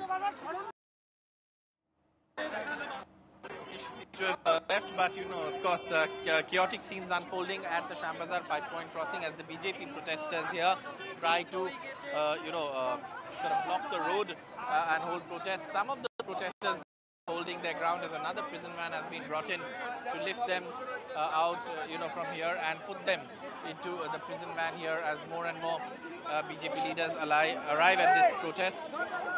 The road here blocked, and this is, of course, from the Bhupen Bosch Avenue in Shambazar at the 5-point crossing. You can see the police preparing more prison vans to, remove more protesters. We'll try and see if we can hear what Ognimitra Paul has to say, and try and get in a word in from her, and also, try and see what we can do as far as hear what she has to say. Though a lot of chaotic scenes unfolding here as BJP protesters also here are, trying to block the road and sort protest of by the make their point.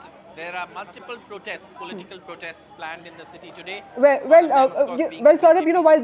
while the BJP has been systematically creating pressure on the TMC, there's also a protest that the CPM has planned today. So politics clearly has intensified over this. Tell us about, what kind of, agitations are taking place in the state, because clearly the horrific rape and murder was one thing, but of course the vandalism that took place, in the hospital was another thing, and that really has sent shockwaves across the country.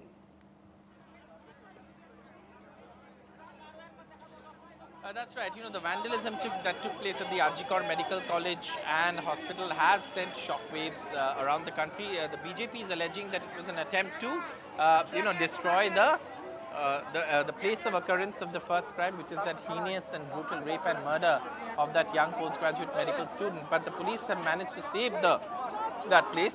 They managed to actually, keep the crime scene intact. And you can see, of course, women policemen now, of course, trying to lift these, protesters from here and take them away as the, women protesters here clash with the police, and others also sitting here. And of course, trying to, and we'll try and get in a word, of course, here,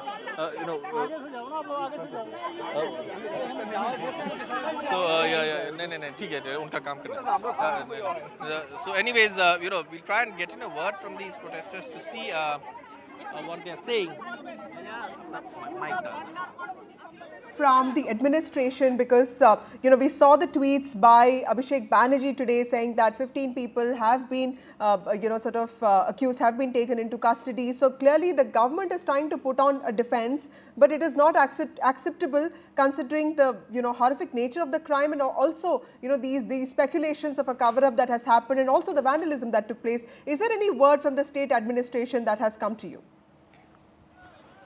And you can see, of course, as you see, the women riot control police officers have now arrived, and they are trying to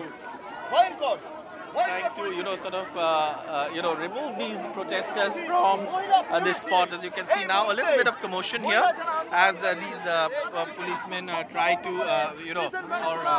cops try to remove these women who blocked the road here from the BJP. And, we'll stay on these pictures rather that are unfolding on the streets of Calcutta or Kolkata. This is in the Shambazar area, the Bhupen Ghosh Avenue, where you're seeing these pictures of the BJP protest. And you will see these women riot control police officers who've been brought in here, and they're being bundled into prison vans as they are here. And the police and the policemen now, of course, bundling them into prison vans as they protest here. And absolutely chaotic scenes as they refuse to enter the prison van. So the police, of course, are trying to ensure that they are not they're not blocking the streets here. And the women protesters here are being bundled into police vans by the police here as we speak. And this is, of course, you can see leaders of the BJP also now being bundled into that prison van as we speak. These are, of course, live pictures of women protesters from the BJP also they're being bundled into prison vans here as we speak. And these are, of course, the protests still ongoing here as the BJP protests against and of course there's a protest by the Chief Minister later as well, and she will lead a rally, of course. And you can see, of course, the BJP protesters now being bundled into.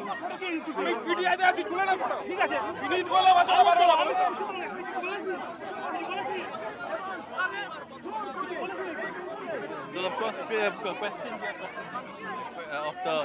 of the the visuals here of the protest that is taking place. So does that protest here taking place, as you can see, the BJP. Being here. What are the police saying? Where are they taking them? Are they being taken into custody? Been bundled into these protest vans as the prison vans that have been brought by the police to take away these protesters and clear the street here on the Bhupen Ghosh Avenue. And you can see Rupa Ganguly also, who's being put into that prison van at this point.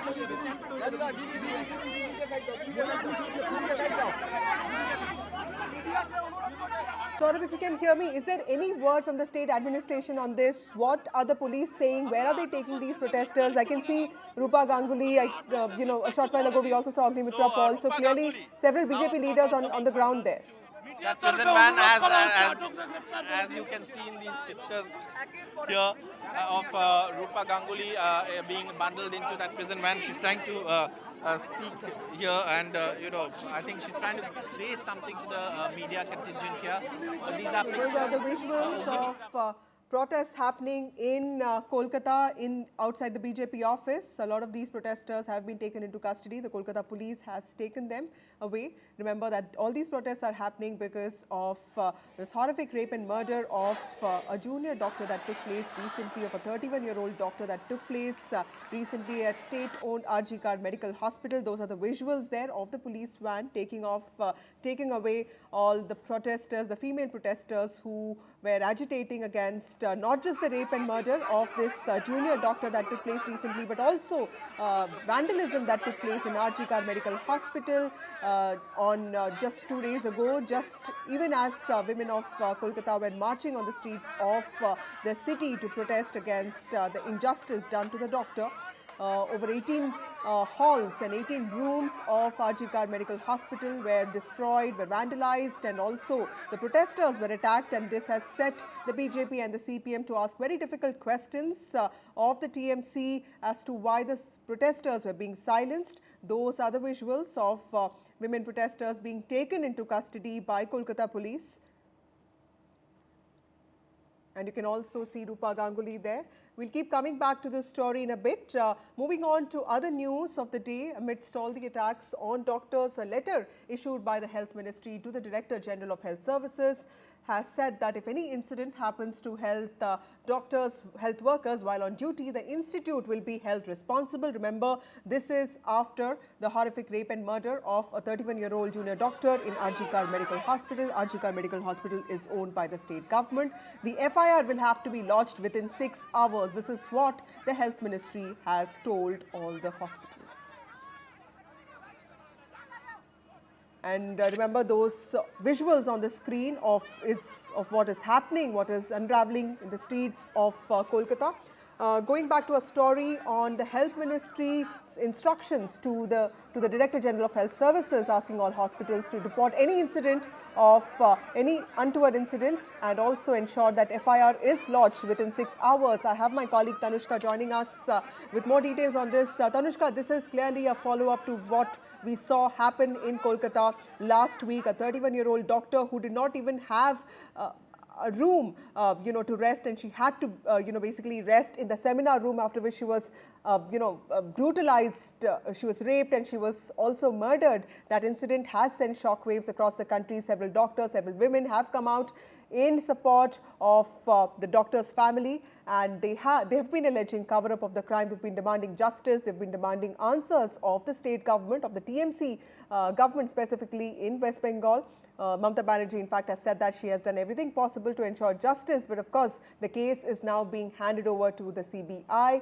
This is on the instructions of the Kolkata High Court. The Kolkata High Court, in fact, has asked some very stringent questions, very difficult questions to the police and also to the state administration.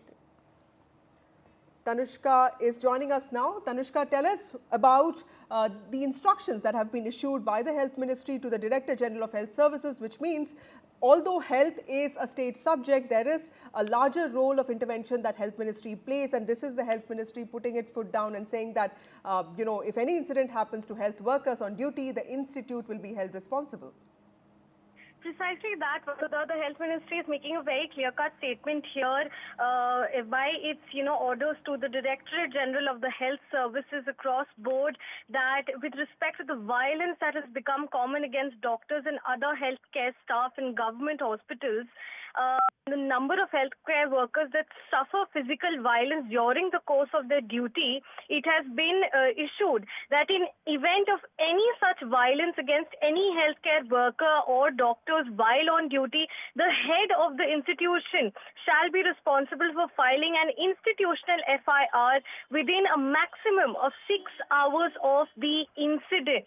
This is what the memorandum says, and this makes a very strong statement with due due course, keeping in view, of course, the rape and murder of the young trainee doctor at the RG Kar Medical Hospital, and with now protests breaking out nationwide with the Federation of Resident Doctors Association as well as the Indian Medical Doctors Association also calling off a strike, and doctors also coming out to the forefront stating the violence and the harassment also that they face during their shifts.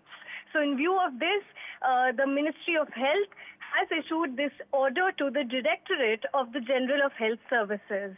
Right. Thank you, Tanushka, for joining us with those details. Remember, to protest, to agitate against what happened in Kolkata, doctors across the country have shown solidarity. In fact, there are protests happening across the country. Remember that organizations like the Federation of Resident Doctors Association, FORMA, and also IMA have resumed their agitation and strike. This is with regard to the vandalism that happened after women of Kolkata took out an agitational march on the night 2 days ago. Joining me now is Tanishq from Lucknow. Tanishq, tell us, Tanishq has more details on this. In fact, doctors of Lucknow have also protested against what happened in Kolkata. They are also asking for safety protocols to be put in place and also a central law that can safeguard their rights. Protest situation here in Uttar Pradesh. So UPRDA did not discontinue the strike even after FODA called it off 2 days back, a few days back.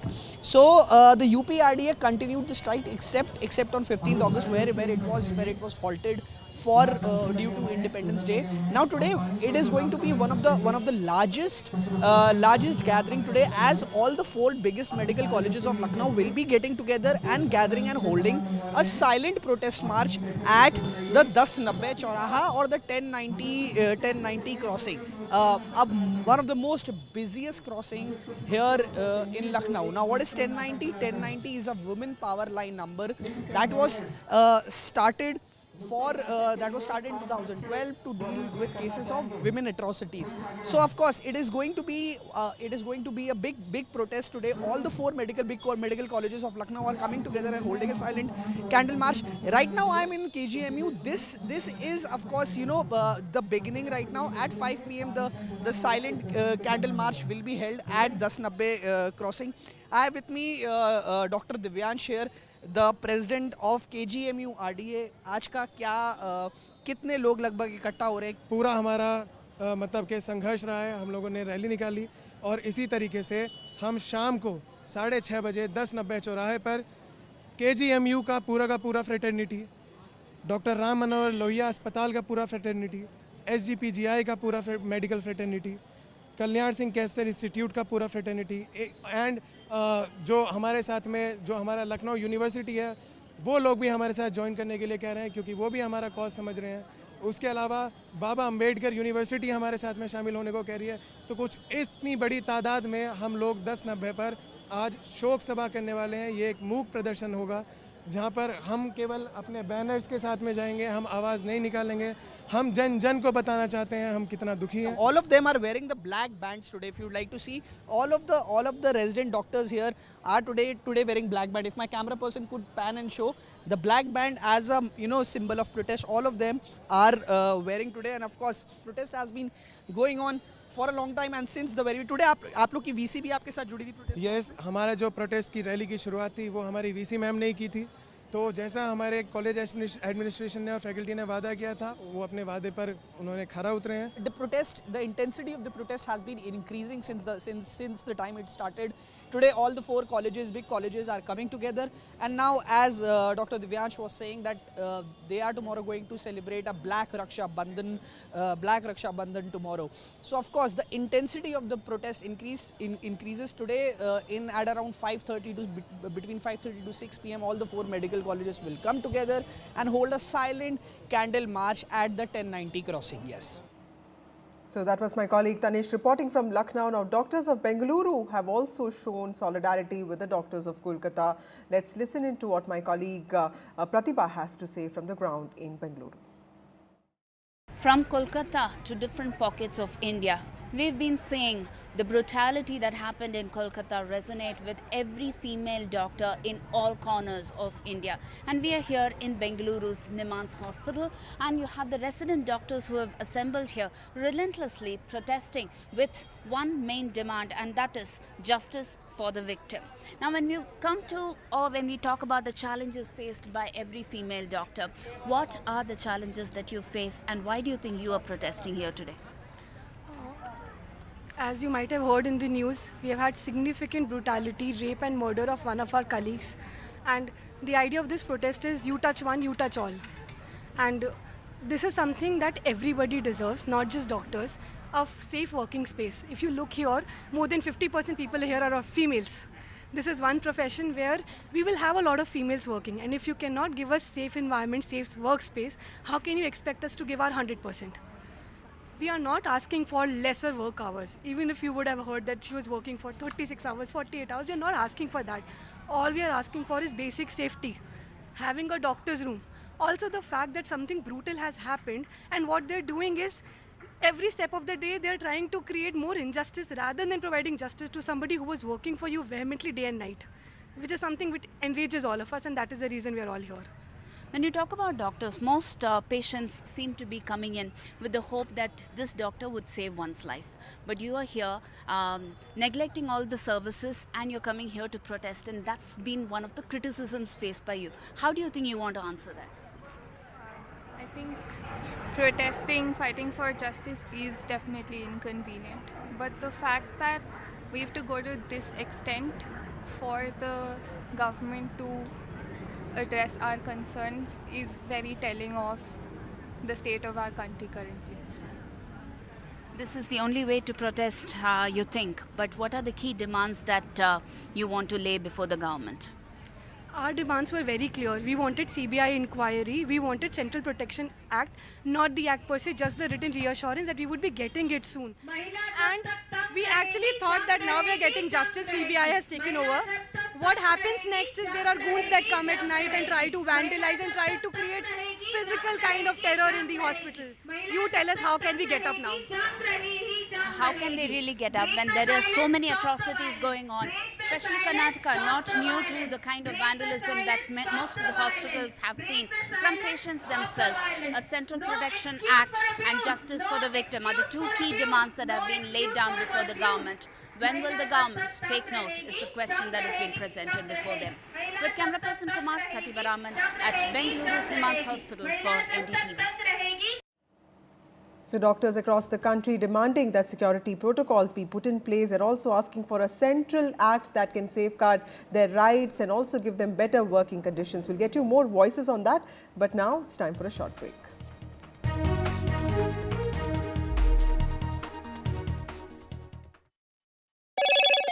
Hello, Moto. Motorola Razr 50 Ultra comes with Google Gemini.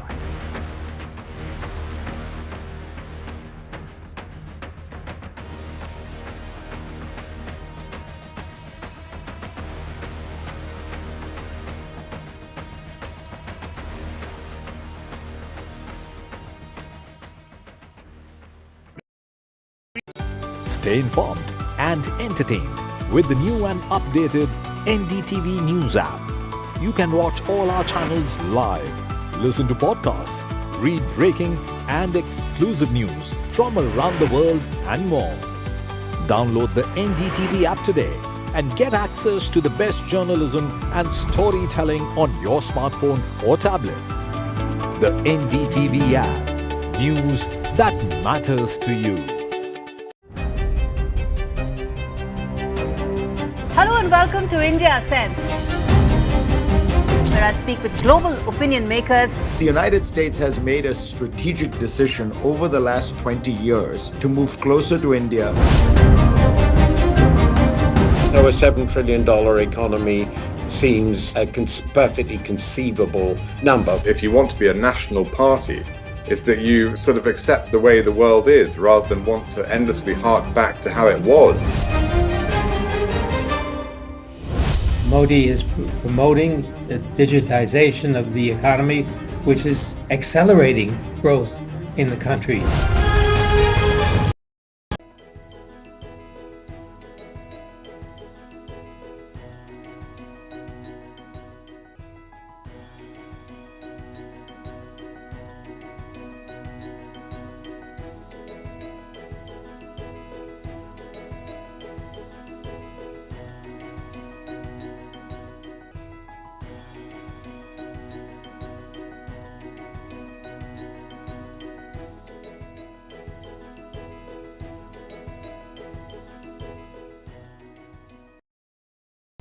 Landslide devastation in Kerala's Wayanad. Join NDTV's initiative. Donate for Kerala.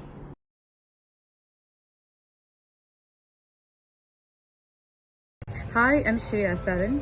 Kerala's Wayanad area is hit by devastating landslides, resulting in loss of lives and livelihood. Kerala needs your help right now. Let's join NDTV initiative. Come, donate, let's rebuild Wayanad.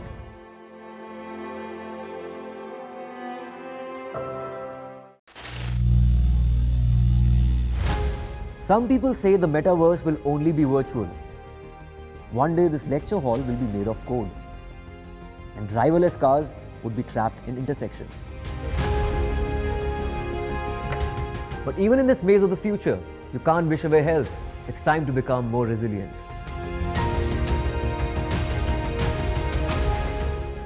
10 years of Banega Swasth India, we have grown and achieved so many milestones.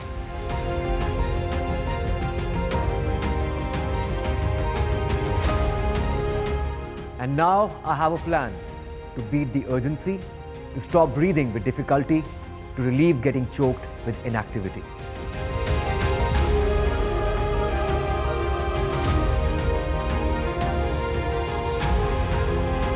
Energize our government, our environment, our society, and ourselves. Everyone, everywhere, every day.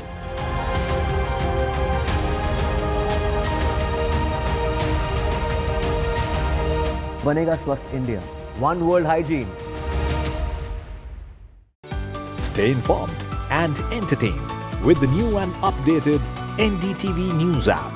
You can watch all our channels live, listen to podcasts, read breaking and exclusive news from around the world and more. Download the NDTV app today and get access to the best journalism and storytelling on your smartphone or tablet. The NDTV app. News that matters to you.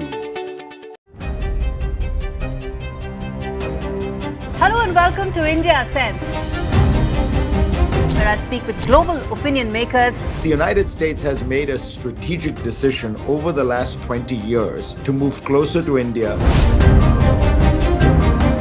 So a $7 trillion economy seems a perfectly conceivable number. If you want to be a national party, it's that you sort of accept the way the world is rather than want to endlessly hark back to how it was.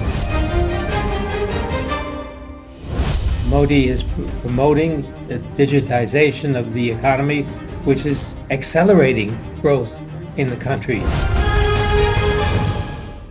Landslide devastation in Kerala's Wayanad.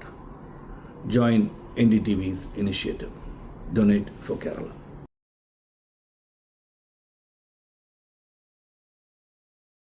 Hi, I'm Shreya Saran.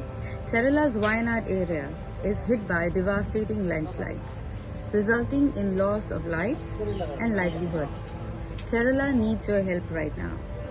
Let's join NDTV initiative. Come, donate, let's rebuild Wayanad.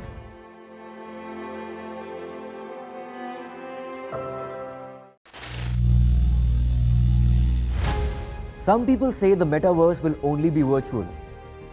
One day this lecture hall will be made of code, and driverless cars would be trapped in intersections. But even in this maze of the future, you can't wish away health. It's time to become more resilient.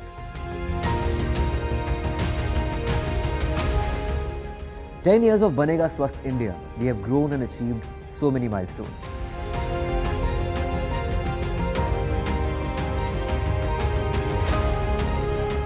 And now I have a plan to beat the urgency, to stop breathing with difficulty, to relieve getting choked with inactivity.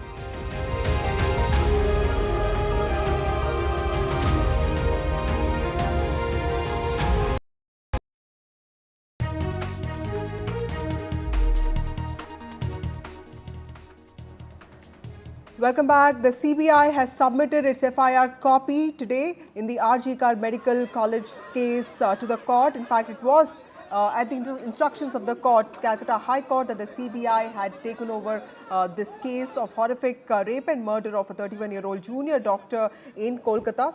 Remember that this case has also sent shockwaves across the country, with doctors in different states protesting. In fact, women of Kolkata also came out and walked all night just 2 days ago, which also was followed by incidents of vandalism in RG Kar Hospital. CBI's intervention in this case is going to be very keenly watched, because it also poses many questions on the Kolkata police's role and also speculated cover-up. I have my colleague Saurabh joining us.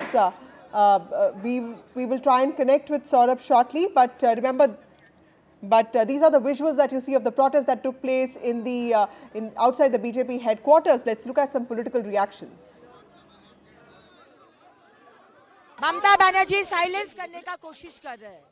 Clear picture. आज हम लोग जो प्रतिबाद कर रहे हैं, ममता बनर्जी बोल रहे हैं हम भी चाहते हैं कि फांसी हो, लेकिन एक्चुअली वो चाहते नहीं है. Our protest will continue. We are going to the High Court. Our protest will continue. Heaven or hell. The world can fall apart, but BJP will protest for Abhaya.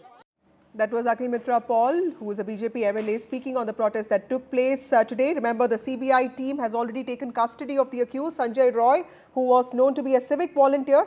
In fact, the CBI team that visited Kolkata on Wednesday also took him for a medical examination. A forensic team was also brought in from Delhi. The CBI is taking a multilateral approach to this entire case. Let's get in Saurabh for more details. Saurabh, do we have any details about the FIR copy that has been submitted by the CBI? Because we were told that the CBI will look at various angles, including the gang rape angle and also the role of hospital administration in the crime that happened.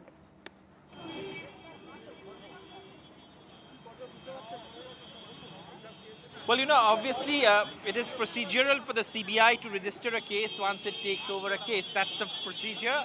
And of course, a copy of this FIR has been submitted to the court. One must remember, this is a court-monitored CBI investigation. It's just not the CBI investigation. And this is so important. I'll tell you why. Because of the kind of, attention on this case, many, and including the ruling Trinamool Congress in West Bengal, have said that, look, the pace of CBI investigations is often tardy, that cases get handed over to them, but they never reach their logical conclusion or legal conclusion, which is a charge sheet and then an conviction, etc. And pointing out that the conviction rate of the CBI, etc., central agencies are low. That's the stand of the Trinamool Congress. Now, given that this is a court-monitored investigation, every progress that the CBI makes in this case, even if it's procedural to a breakthrough in the investigation, you will expect that it would be reported to the court. So the registration of case is a procedural thing. But in the investigation, if something else comes forward, that will be real progress in investigation. But whatever happens, the CBI will have to report to the court on the status, on the speed, and on the progress they've made in the investigation. And therefore, the CBI, of course, has submitted this copy of the FIR.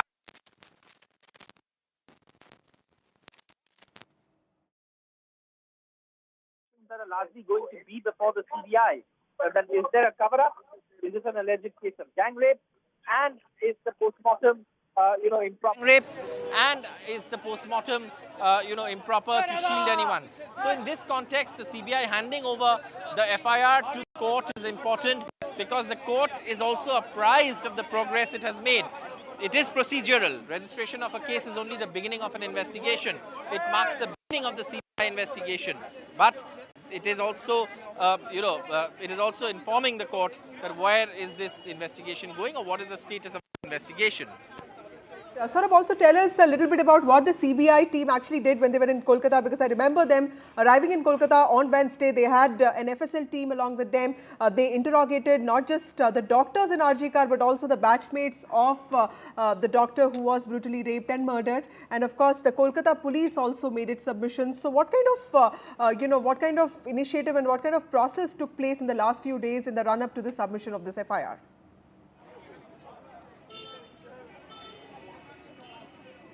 Well, the thing to note is the progress in the investigation. Where is this investigation going? It's of course, it's been handed over to the CBI on the orders of the Calcutta High Court. And the Calcutta High Court has taken very strong note of this case particularly. It handed over the case to the CBI, making an observation in its order that there is fear that evidence could be tampered with. And therefore, when the Calcutta High Court hands over the case to the CBI has to show progress. Remember, political parties like the Trinamool Congress are already going to be out on the streets demanding capital punishment for the accused. And therefore, the CBI at this stage or at any other stage of this investigation and progress of the investigation cannot be seen as tardy or lacking in progress. And therefore, what the CBI has done is, of course, it has to start recording statements. 27 statements were recorded by the police itself. That's what was submitted in the Calcutta High Court by the State Council of the West Bengal government. And therefore, after that, the CBI registers case. It has to, collect forensic evidence, which it did already. We saw that CBI team arriving. And then, of course, the further investigation, what we're also being given to understand that, and I believe this has been submitted in court, so I'm not sure if it has been, though, but that one of the things that the CBI investigation will look at is, of course, the former principal, Sandeep Ghosh, who, of course, is very important in all of this. And I'll quickly explain why he's important. One of the things, again, to note from the Calcutta High Court order is the manner in which the Calcutta High Court treated Sandeep Ghosh, because they said, why hasn't his statement been recorded yet? They asked the police that question.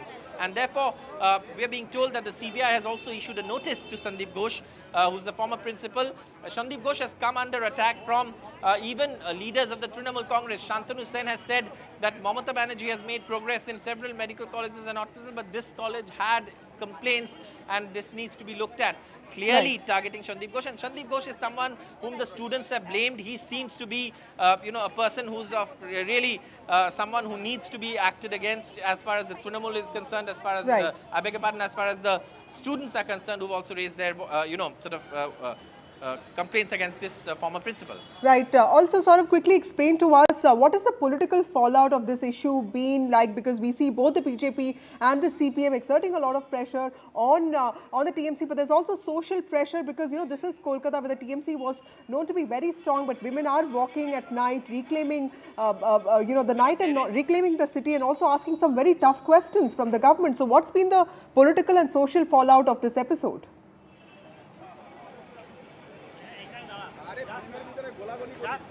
Look, of course, there are political protests. You just saw the BJP protest behind me. There's one going to be held by Mamata Banerjee herself, demanding capital punishment for the accused in this case. But I think what also needs to be noted is the social sort of impact. And I, for one, at least saw on the intervening night between 14th and 15th August when India was on the eve of its Independence Day, thousands of women, no political affiliation, perhaps not even a single political bone in their body, but obviously coming out on the streets because they were aghast at the brutality of this incident. And that is something that is clear. And we were in Jadavpur, we were also, after that, of course, we had to rush to RG Court because that vandalism took place. But it was quite clear that there was a certain sense of anger. And the anger was over not only the fact that, this is a doctor and this is a larger question of security for the medical fraternity, but the fact that this was seen as an assault on a woman who was at her workplace, which is this hospital.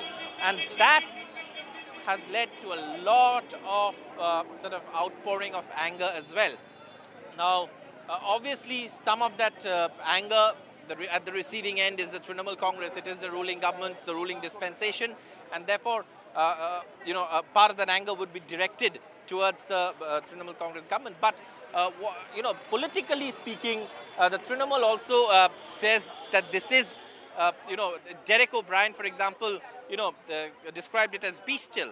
So obviously, the Trinamool also making sure that they don't want to be seen as protecting the accused, even though questions have been raised over, like I said, this person Sandeep Ghosh, his reinstatement did raise questions. That was a sore point. That was something that a lot of people, including within the Trinamool Congress, also perhaps were not or were very uncomfortable with. And in fact, Shantanu Sen came out and said that there are complaints against this man. But in all of this, what we also know is that politically everyone will want to be seen as with on the side of those who are angry over what has happened in Arjikar Medical College and Hospital. Right. Thank you, Saurabh, for getting us those critical details. There's an update on that. CBI has submitted the FIR to the court. This is with regard to the horrific rape and murder case that happened in Arjikar Medical College and Hospital. That also led to protests across the country, with doctors seeking not just safety protocols but also a central law that will safeguard their safety. Women also came out in large numbers, and they walked the streets of Kolkata just before Independence Day, demanding answers from the state government. Moving on to other stories. Ukraine's President Zelensky has claimed Kyiv's troops have full control now over the Russian town of Sudzha, which has a population of 5,000 people and contains infrastructure pumping Russian gas towards Europe. In fact, Sudzha, which is roughly 10 kilometers inside Russian territory, is the biggest of 80 settlements that Ukraine claims to have taken during the 10 days since its surprise incursion into Russian territory began. Ukraine has set up a military administrative office in Russia's western Kursk region, where its surprise incursion into Russia's territory continues, according to its top military commander, General Alexander Syrskyi. He said that the office would maintain law and order and meet the immediate needs of the population in the area. Russian Defense Minister Andrei Belosov has said that Moscow will now send reinforcements to safeguard the population in this part of the country. Головком доповів щодо операції в Курській області, є нове просування, є нове поповнення нашого обмінного фонду. Також генерал Сирський доповів про завершення звільнення міста Суджа від російських військових. І там зараз створюється українська військова комендатура. Звільнені також іще кілька населених пунктів, загалом вже більше ніж 80. Я дякую кожному нашому воїну, який все це забезпечує. Молодці! Meanwhile, international mediators held a new round of talks aimed at halting the Israel-Hamas war and securing the release of scores of hostages, with a potential deal seen as the best hope of heading off an even larger regional conflict. The US, Qatar and Egypt met with an Israeli delegation in Qatar as the Palestinian death toll from the more than 10-month-old war climbed to over 40,000 deaths, according to Gaza health authorities. Hamas, which didn't participate directly, accuses Israel of adding new demands to a previous proposal that had US and international support, and to which Hamas had agreed in principle. A ceasefire in Gaza would likely calm tensions across this part of the world. Diplomats hope that it would persuade Iran and Lebanon's Hezbollah to hold off on retaliating for the killing of a top Hezbollah commander in an Israeli airstrike in Beirut and of Hamas's top political leader in an explosion in Tehran.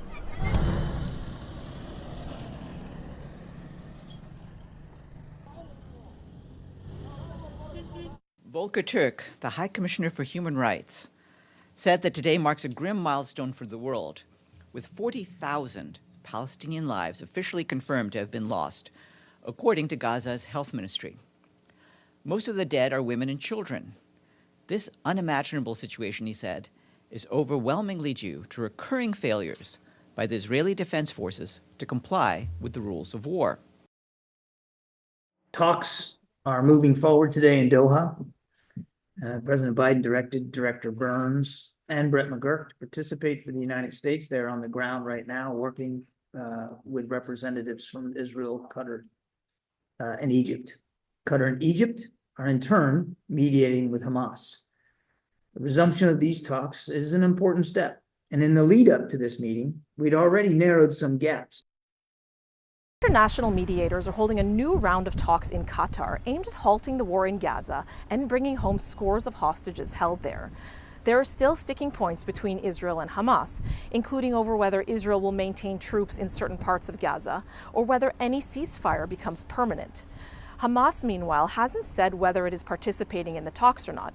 It accuses Israel of adding new demands to an evolving US-backed proposal that the sides are weighing. Israel denies this, and it has sent a delegation. Multiple rounds of previous negotiations between the sides throughout the 10-month-long war have failed. But reaching a deal now could help avert a wider regional conflict that might draw in Iran and the militant group Hezbollah into the fighting. The talks come as the death toll in Gaza reaches a grim milestone of 40,000 dead, according to local health officials. Meanwhile, 5 people, including his personal assistant and 2 doctors, have been charged with connection with Matthew Perry's death in what prosecutors called a broad underground criminal network dedicated to getting the Friends actor the powerful surgical anesthetic that killed him.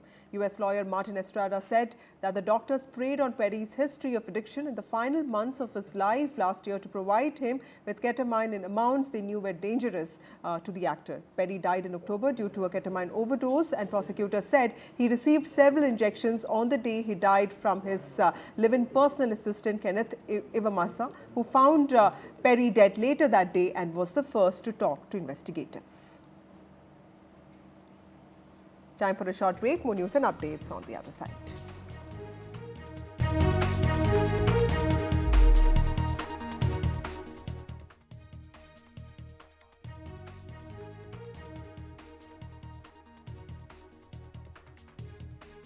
Hello, Moto.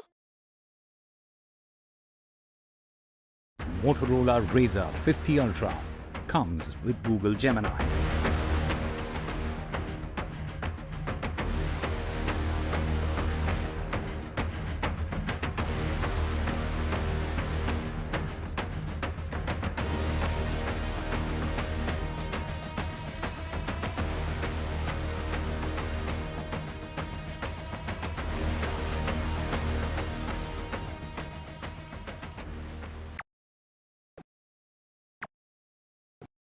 Stay informed and entertained with the new and updated NDTV News app. You can watch all our channels live, listen to podcasts, read breaking and exclusive news from around the world and more.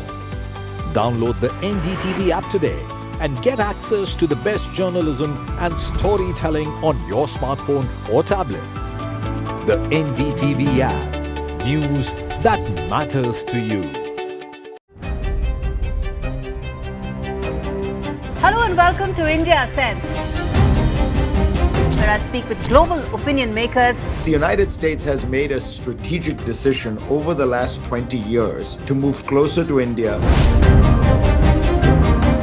Now, a $7 trillion economy seems a perfectly conceivable number. If you want to be a national party, it's that you sort of accept the way the world is rather than want to endlessly hark back to how it was.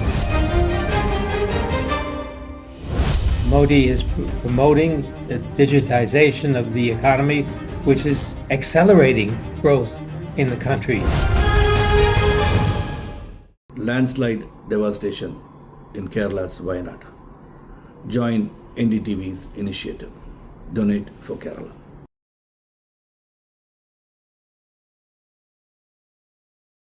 Hi, I'm Shreya Saran. Kerala's Wayanad area is hit by devastating landslides, resulting in loss of lives and livelihood. Kerala needs your help right now. Let's join NDTV initiative. Come, donate. Let's rebuild Wayanad.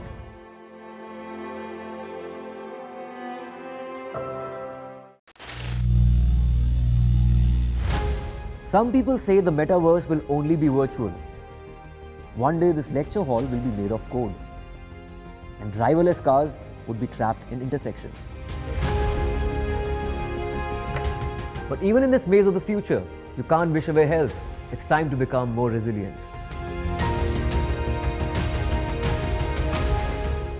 "10 years of Banega Swasth India, we have grown and achieved so many milestones.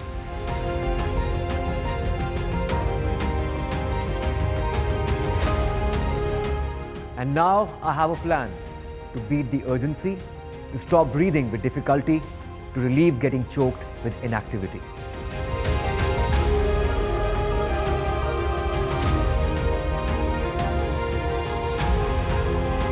Energize our government, our environment, our society, and ourselves.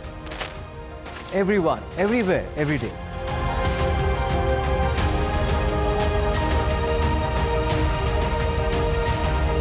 Banega Swasth India. One World Hygiene. Stay informed and entertained with the new and updated NDTV News app. You can watch all our channels live, listen to podcasts, read breaking and exclusive news from around the world and more. Download the NDTV app today and get access to the best journalism and storytelling on your smartphone or tablet. The NDTV app. News that matters to you. Hello and welcome to India Sense, where I speak with global opinion makers. The United States has made a strategic decision over the last 20 years to move closer to India. Now, a $7 trillion economy seems a perfectly conceivable number. If you want to be a national party, it's that you sort of accept the way the world is rather than want to endlessly hark back to how it was. Modi is promoting the digitization of the economy, which is accelerating growth in the country. Landslide devastation in Kerala's Wayanad. Join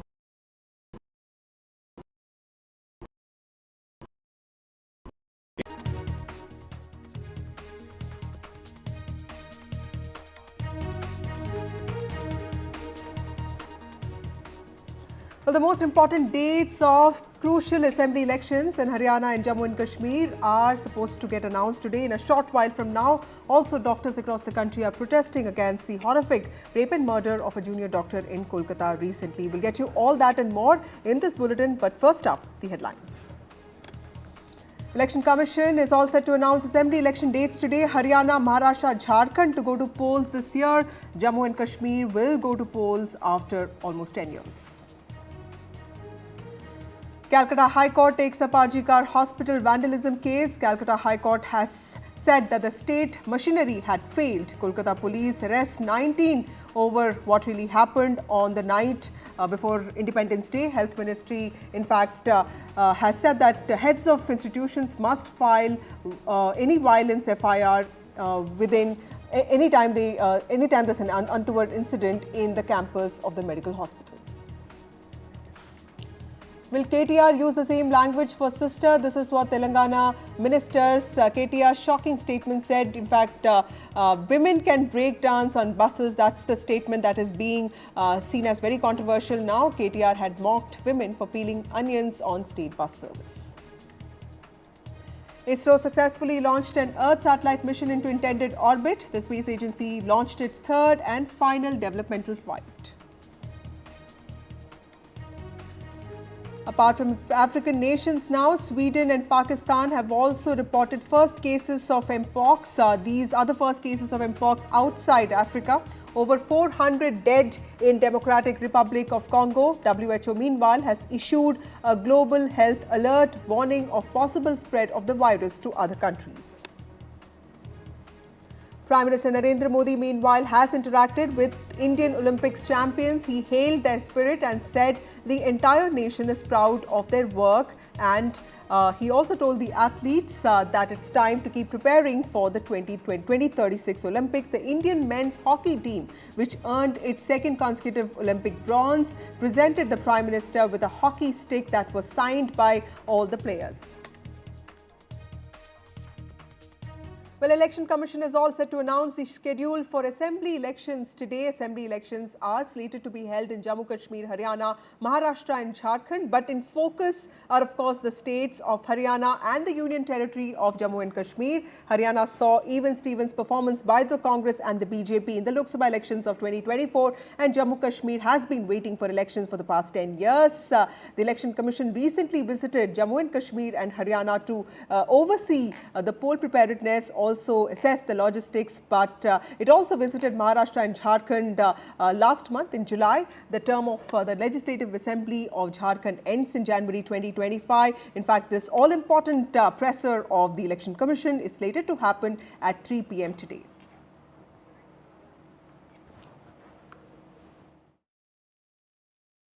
Finally, Election Commission is announcing elections for Jammu and Kashmir. It is a historic election in many ways. First time in the history of Jammu and Kashmir when assembly election will be held after a gap of 10 years. And this election is happening after J&K remained under the center rule, direct center rule for more than 6 years. I am joined by Wahid Rahman Para, senior leader of PDP. Wahid sir, what this election means for you? I think this election is happening after 5-6 years of wide, and there's a huge vacuum in Jammu and Kashmir. So this is an election to reclaim, so first of all, the space that Kashmiris are lost and everything that has been snatched: political rights, democratic rights, constitutional rights, and also the institutions, the grip over institutions that we have lost. So everywhere you see non-locals governing the locals of Kashmir, and there's a huge sense of dispossession and disempowerment. Democracy was in a suspended animation. Political parties were in a disarray. They have lost their political moorings after the abrogation of 370, stripping J&K of its statehood and special status. How will politics play? What is like the agenda now for political parties? Because it appears no agenda. I think this is about self-preservance, first of all, for all of us, to reclaim our space democratically, politically. And also, you saw in the parliament elections, the number of people voted out, the passion that was there. Is that how from Kashmir has transformed from violence to democracy also?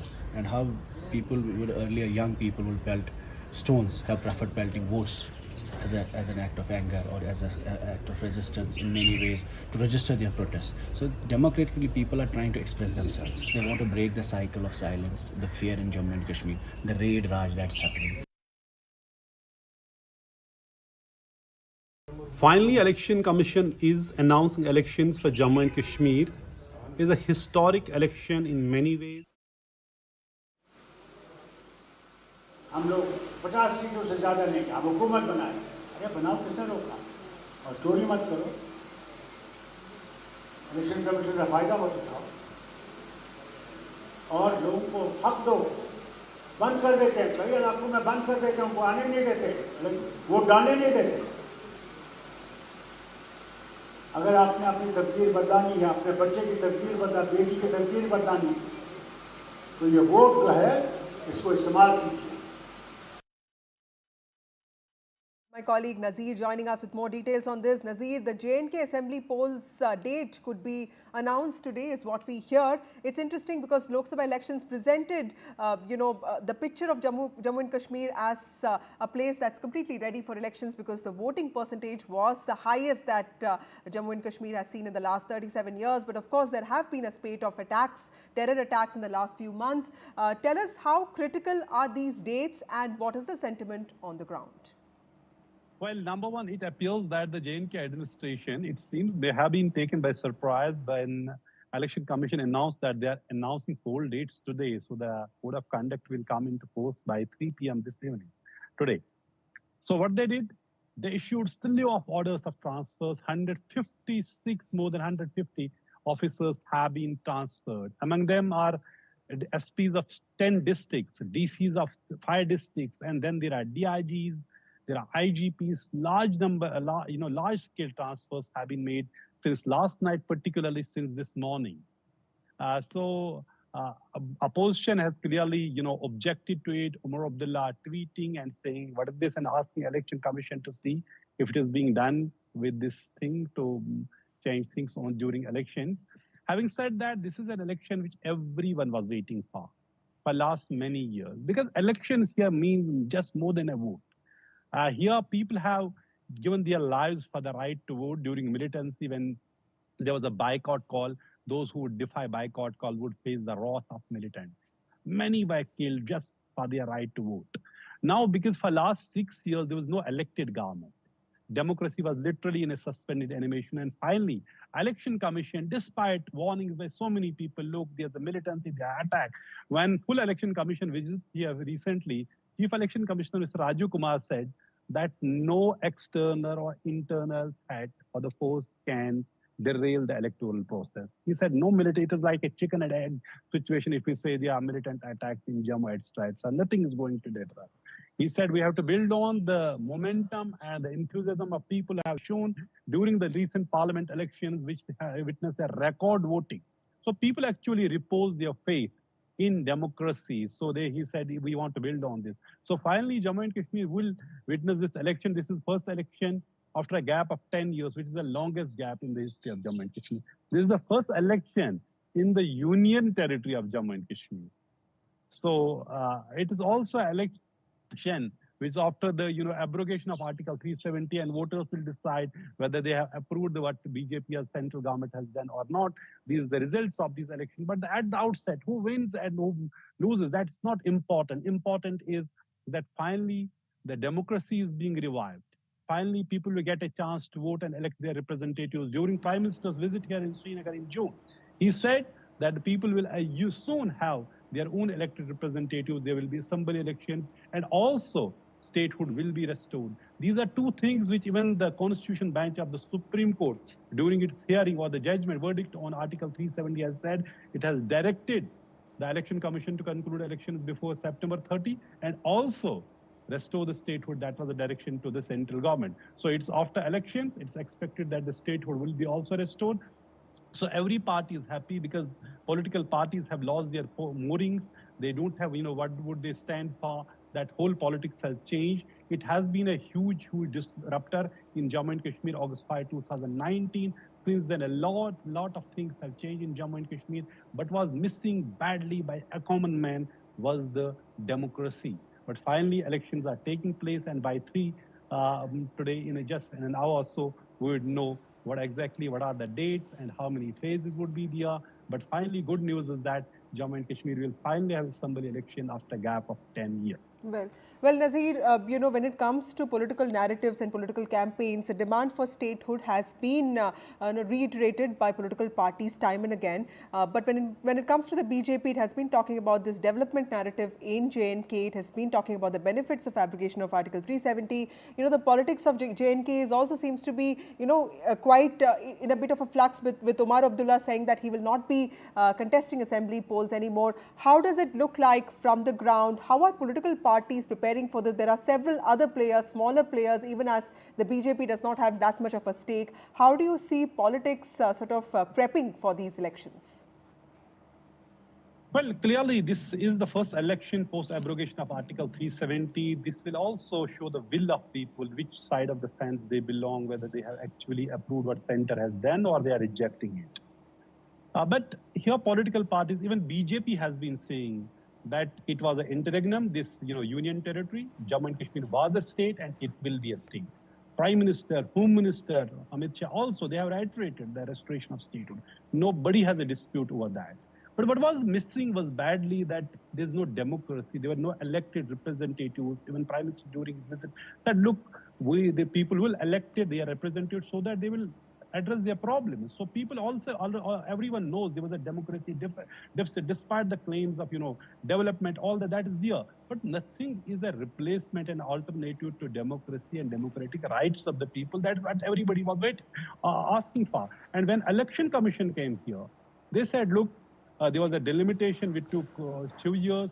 Then there was, revision of electoral rolls. Now there were parliament elections, and because of the security situation, simultaneous elections could not be held. Now, at the earliest, Election Commission decided to visit Jammu and Kashmir.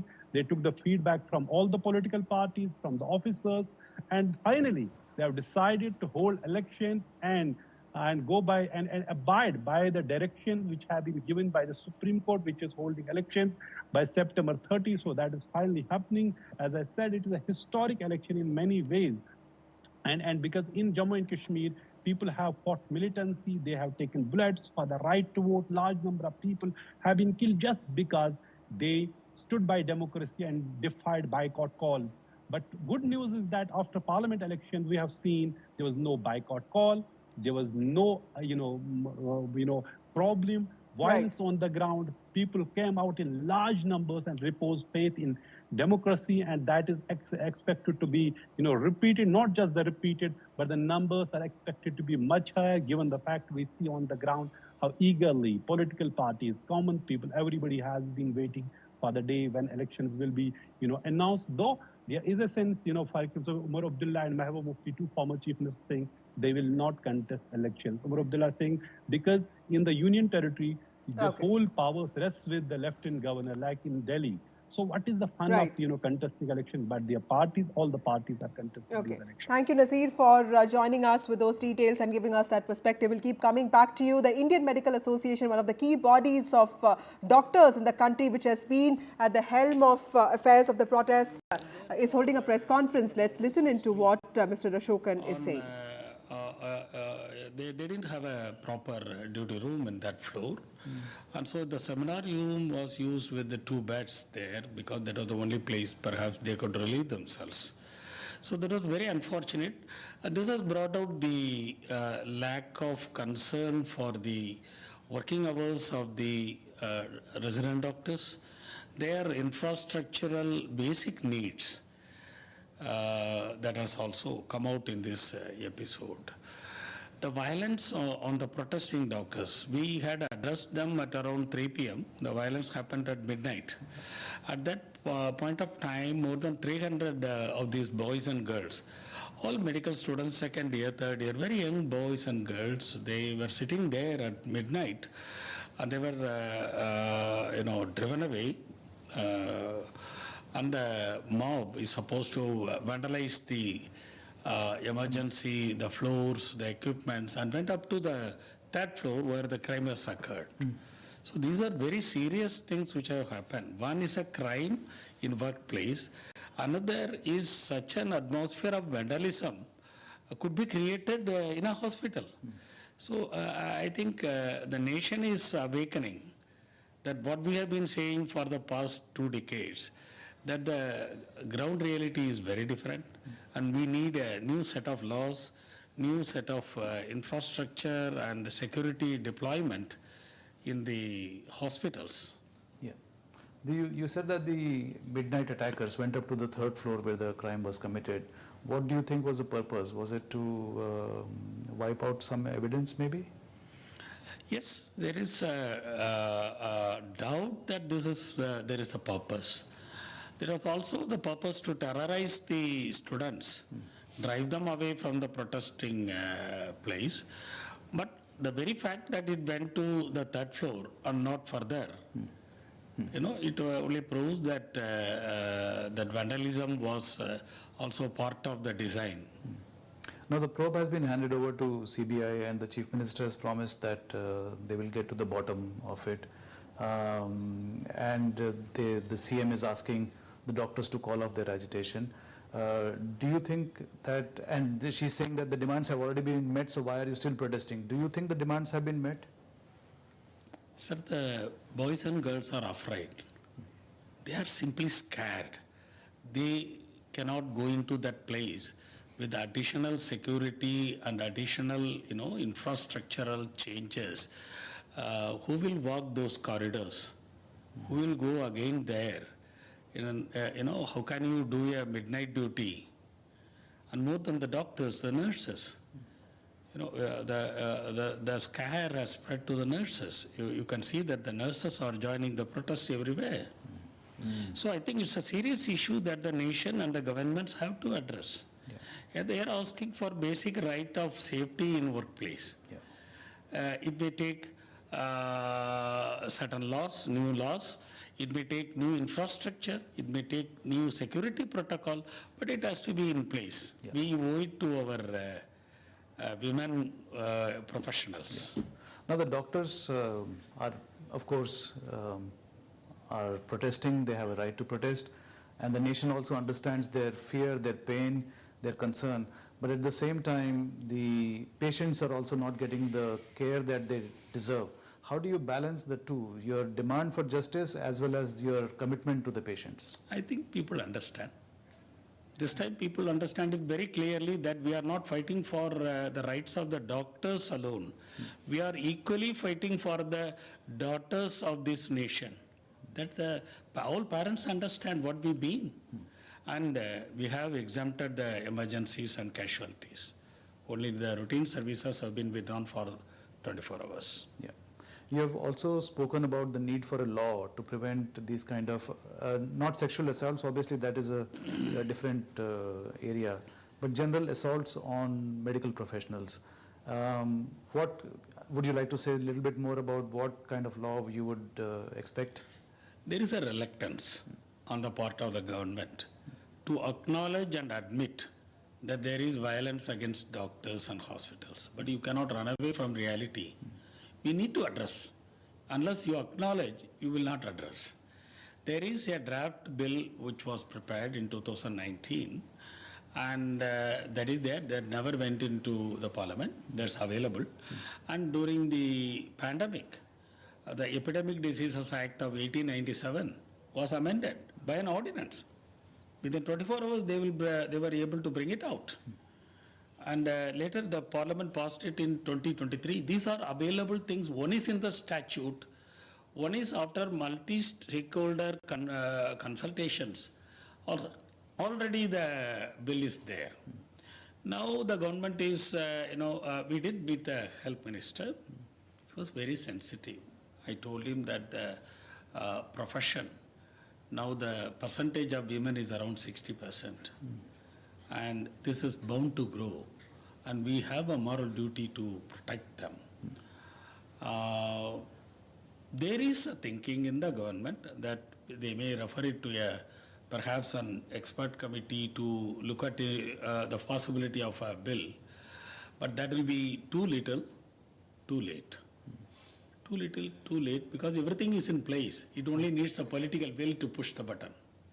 And why don't we have the political will? I am having total trust on the health minister, who is very sensitive to the situation. It's basically the establishment which has certain view or a perspective about what should be done. There cannot be a special law on this. So the political will come. That's my trust. Okay. And this incident has once again highlighted the vulnerability of women medical professionals in our country. What does it tell us about our society? Where are we headed as a nation if these attacks like this continue? You look at the way that the nation is responding. So I think the 90-95% of the population has that traditional culture in us regarding women. Maybe we should not blow up isolated criminal actions, which will ultimately reflect on the nation also. Yeah. It is not just about medical professionals being under threat. According to statistics, 56 rapes happen in our country every hour. Yes. 16 rapes every minute in our country. So I think as a nation, you think we should all take the call. Maybe this is an opportunity also. You may not get another opportunity like this. It's a national movement which is growing like abaya. Now, immediately after the Kolkata incident, one more incident has come to light from Uttarakhand, where a nurse of a private hospital was sexually assaulted, and her face was disfigured. Her body was found after 15 days. So it is just another example of what the medical professionals are facing. Yeah. Can we talk a little bit about the monkeypox that originated in Africa, first case discovered in Sweden? Should India be concerned, and what preparations should we make? I don't think at this point of time it will be relevant. The WHO sometimes goes overboard also. We need to, on country basis, our health ministry is equipped with adequate data and information. And I think we should trust our ministry on taking this call. We are fully posted with data and other things. The call has to be taken by the ministry. And WHO call need not be taken as the one that is final. It may be for many countries across the globe. Where we are a different nation, we are at a different level. I want to ask you one more question about the Kolkata incident. You can speak off the record if you like. We decide later.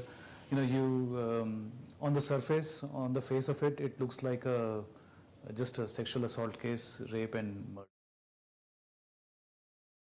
So that was R.V. Ashokan, President of the Indian Medical Association, making some very critical points. Remember that IMA has been at the forefront of the nationwide protest that we've been witnessing in connection to the horrific rape and murder of a junior female doctor that we saw in Kolkata.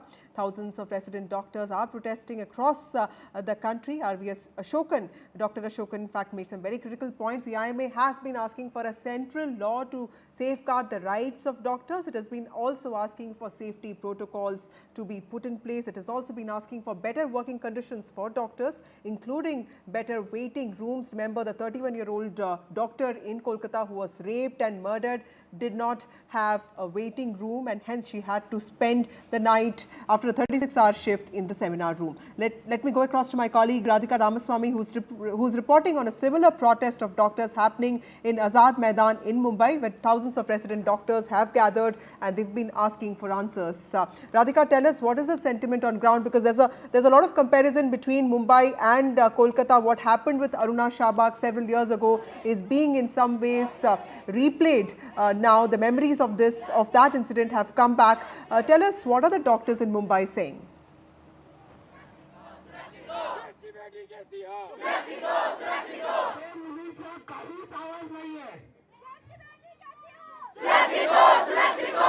Alright, I am in Azad Maidan in Mumbai, where thousands of doctors have gathered here, and I'm going to just show you around. These are the doctors, female, male doctors who've gathered here from across private as well as government hospitals. I'm just going to show you the posters they've all been showing. It says Rage Against Rape. It says when white coat turns red, society turns black. It says here to serve, not to suffer. No safety, no service. So these are the posters and banners that these doctors here have been showing and are protesting at this point on stage and off stage. As you can see, multiple hospital doctors are here gathered. In fact, the protests are only intensifying, not just in Mumbai, of course, across the country. Let me go across to a few of them to understand what their charter of demands are. Ma'am, you've been protesting over the last 3 days over the safety and security of doctors and, of course, seeking justice for the victim as well. Yeah, we are here to protest mainly against two things. One is the justice and the next is the safety. So this is not only the doctor strike, this is the whole nation strike. This should be a nation strike because it is the safety of the women. We female doctors, we couldn't sleep for the past 4-5 since when the incident happened. We are not able to sleep at all because हर रोज हम ऐसा ही सोते थे, इधर उधर किधर भी कुछ भी जगह मिलते तो हम सोते थे. ड्यूटीज हम 36 आवर्स, कभी कभी 48 आवर्स, 72 आवर्स हम करते थे. कोई भी उसको भी हम प्रोटेस्ट किया, कोई फर्क नहीं मिला. But at least we continued our duties. In spite of it, have you ever heard that somebody got raped inside their house? I know so many rapes are horrific. In fact, we want justice is the slogan that is being raised here. Tell me, what is your demand and what is the systemic change that you'd like to see across hospitals, because that's your workplace and that's where this horrific incident took place? Only I want to say we want justice, and for non-medicals, please help us. If we are all together, then only something can happen. Please, non-medicals.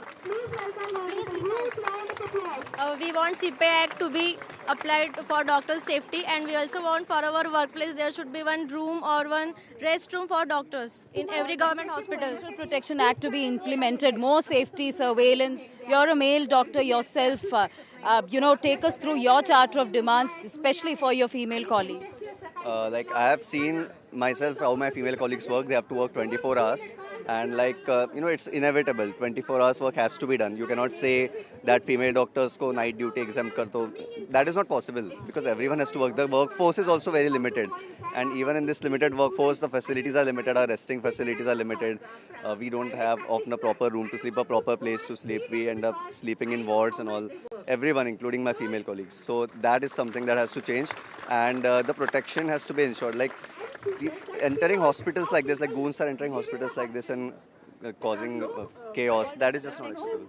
Protection has to be ensured. Abysmal conditions as far as these doctors are concerned. That's what he's explaining here. So yes, demands only intensifying at this point. They are seeking justice for the victim's family, of course, and besides that, safety, security and well-being for all of these doctors is the highlight as far as these protests are concerned.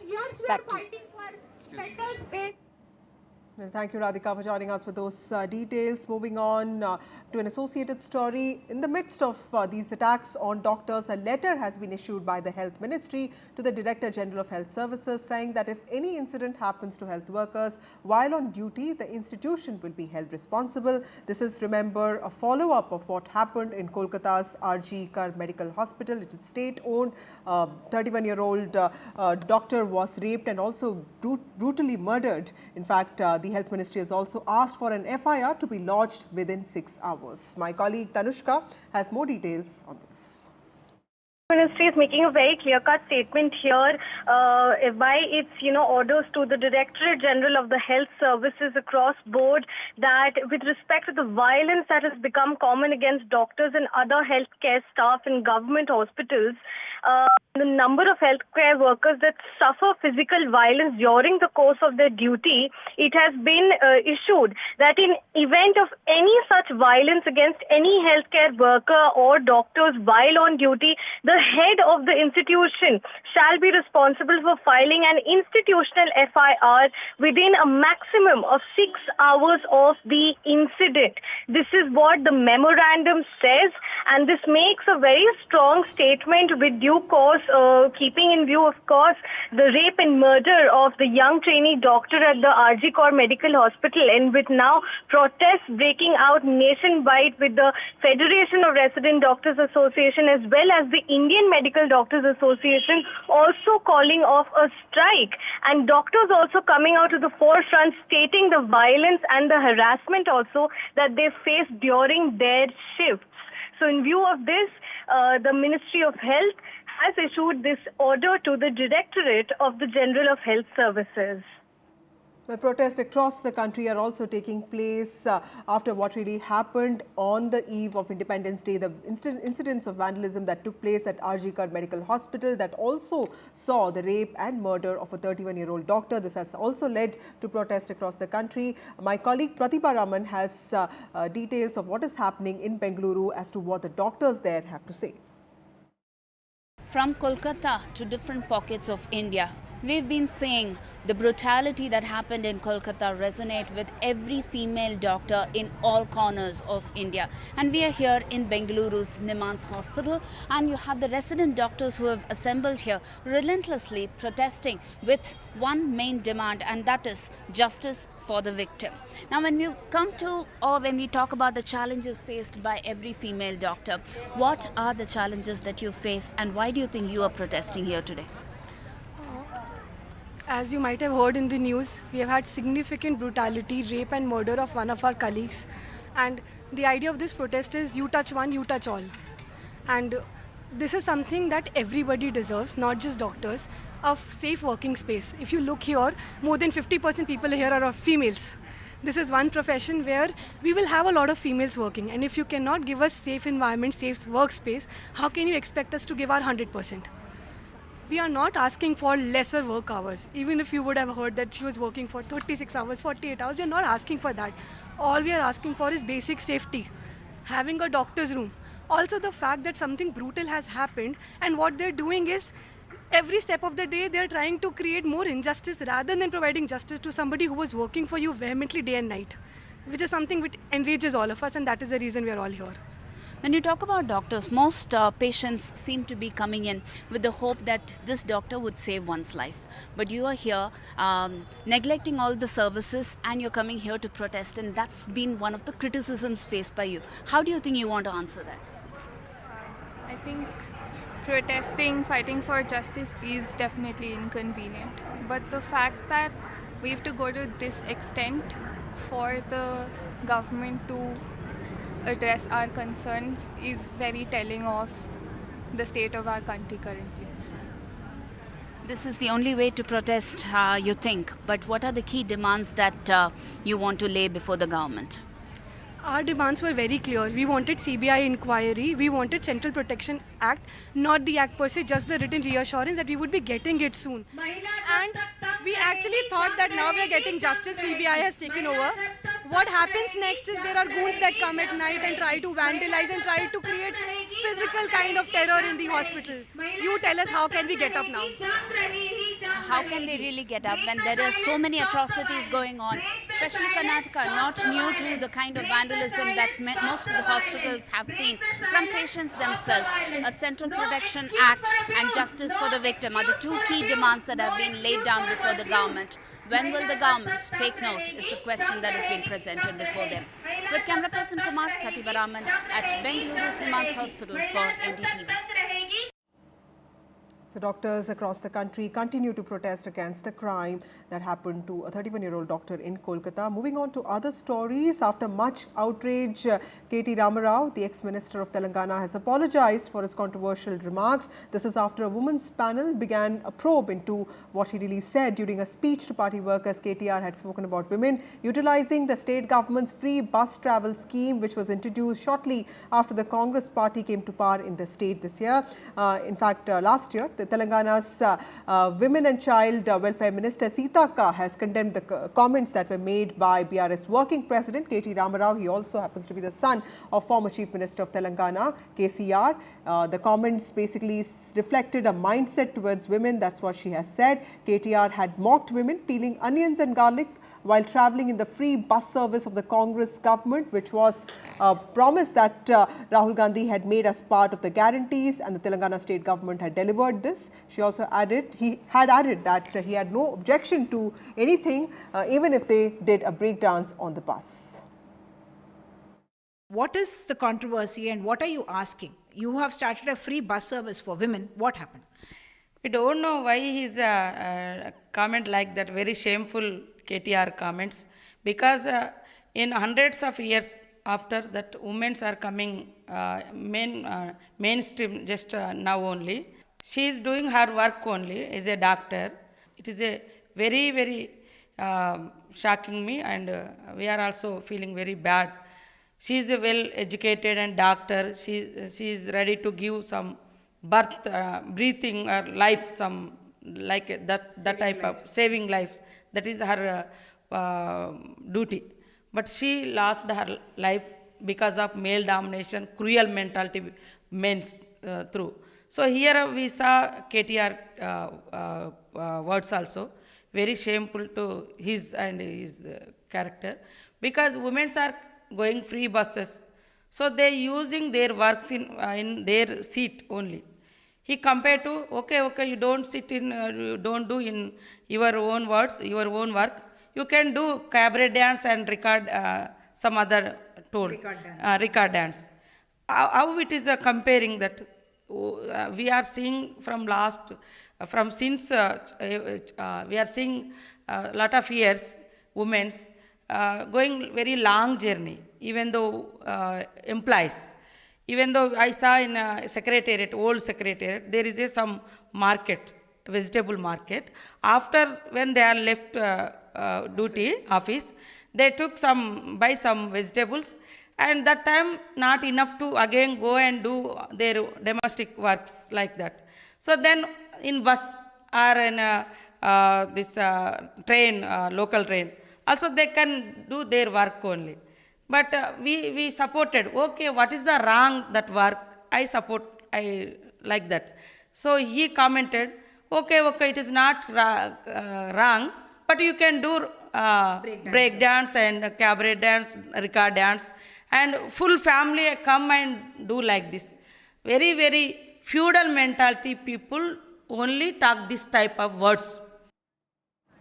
So that was WCD Minister of Telangana Sita Akka condemning the comments made by BRS Working President KT Ramarao, who is also the son of former Chief Minister of Telangana KCR. KTR had in a very controversial statement said that women who are using the free public transport service offered by the Telangana state government are busy peeling onions and garlic while travelling in the buses, and he wouldn't have had an objection even if they did a breakdance on the bus. Now that was Sita Akka telling NDTV that this reflects the mindset of certain leaders towards women, and she's also talked about how the free bus service scheme in the government has only led to women becoming more productive. Remember that this was a promise that was made by the Congress party, something that Revanth Reddy led Congress government in Karnataka fulfilled. It has also been something that the opposition has been condemning, saying that this has led to burdens on the exchequer. Telangana's WCD Minister Sita Akka has come forward to condemn the comments made by BRS Working President KT Ramarao. But let me also remind my viewers that Uma Sudhir, my colleague, has reported that KT Ramarao has now apologized for his comments. He has in fact posted on X that he sincerely regrets if his comments had hurt the sentiments of his sisters. To remind you, KTR had mocked women peeling onions and garlic while travelling in the free bus service provided by the Congress state government in Telangana, and he had added that he had no objection if they did a breakdance on the bus as well. Sita Akka, who is a minister in the Revanth Reddy-led state government, she's in fact the Minister for Women and Child Welfare, she has condemned these comments, saying that these comments only reflect a certain mindset of some political leaders towards women. KTR has also posted on X saying that he apologizing for his comments, saying that he sincerely regrets hurting the sentiments of his sisters. Meanwhile, moving on to other stories, ISRO today successfully placed an Earth observation and Demosat satellite into intended orbit. The space agency launched its third and final developmental flight, small satellite launch vehicle D3 carrying Earth observation satellite EOS-08. The rocket lifted off majestically from the first launch pad at the Satish Dhawan Space Research Center here, situated about 135 kilometers from Chennai. It was done at a prefixed time of 9:17 a.m. The objectives of this mission include designing and developing a microsatellite and creating payload instruments that are compatible with a microsatellite bus. Listen in to what the ISRO chief Somanathan had to say. It's a much more simpler design compared to a regular rocket. It uses more cost-effective inertial systems. The entire navigation process is different. Its ability to place small satellites is very crucial. It's all based on solid stages with a small liquid trimming upper stage. So the entire architecture and design of SSL is entirely different than the regular liquid based rockets. And in such rockets, to get a precise injection is always tricky. That is an issue that we faced in the first mission. Though he placed the satellite, the precision was slightly an issue. So we solved all the problem, made 2 successful missions, and completed the development program. For the passive role control. 0.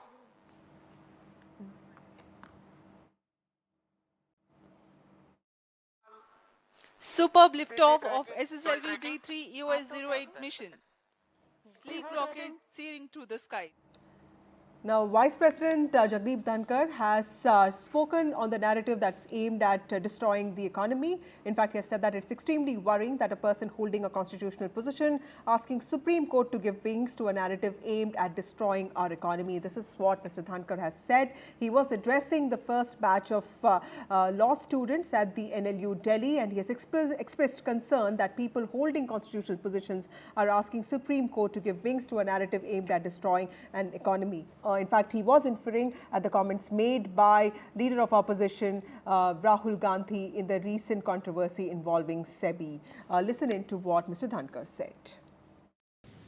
I got extremely worried when a person holding constitutional position just last week declared in a well-publicized media, I would say, campaign, beseeching Supreme Court to suo motu invoke jurisdiction, to give wings to a narrative aimed at destroying our economy.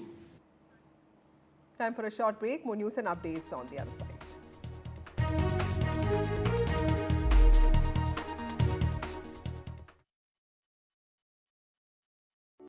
Hi, I'm Shreya Saran. Kerala's Wayanad area is hit by devastating landslides, resulting in loss of lives and livelihood.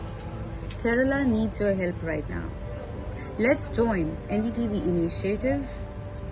Come, donate, let's rebuild Wayanad.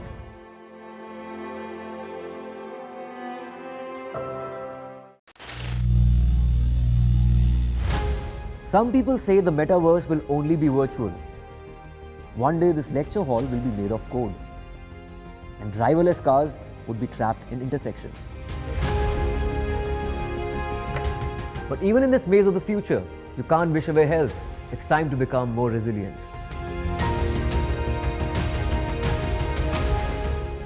10 years of Banega Swasth India, we have grown and achieved so many milestones.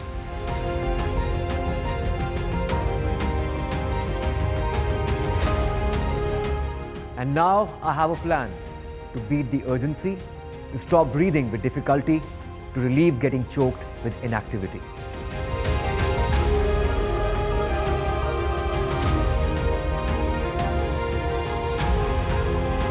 Energize our government, our environment, our society, and ourselves. Everyone, everywhere, every day.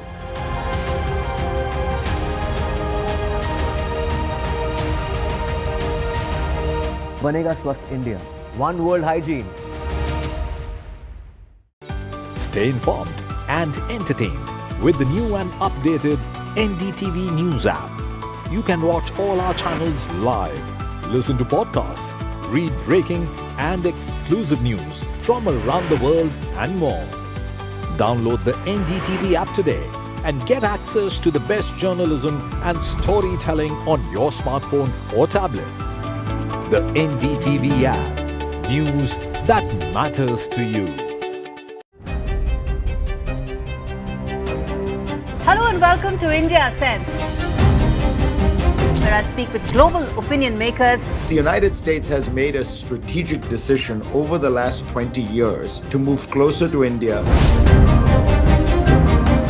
So a $7 trillion economy seems a perfectly conceivable number. If you want to be a national party, it's that you sort of accept the way the world is rather than want to endlessly hark back to how it was. Modi is promoting the digitization of the economy, which is accelerating growth in the country.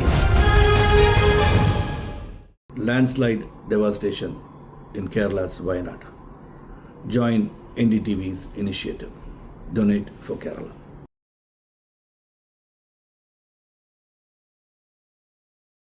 Hi, I'm Shreya Saran.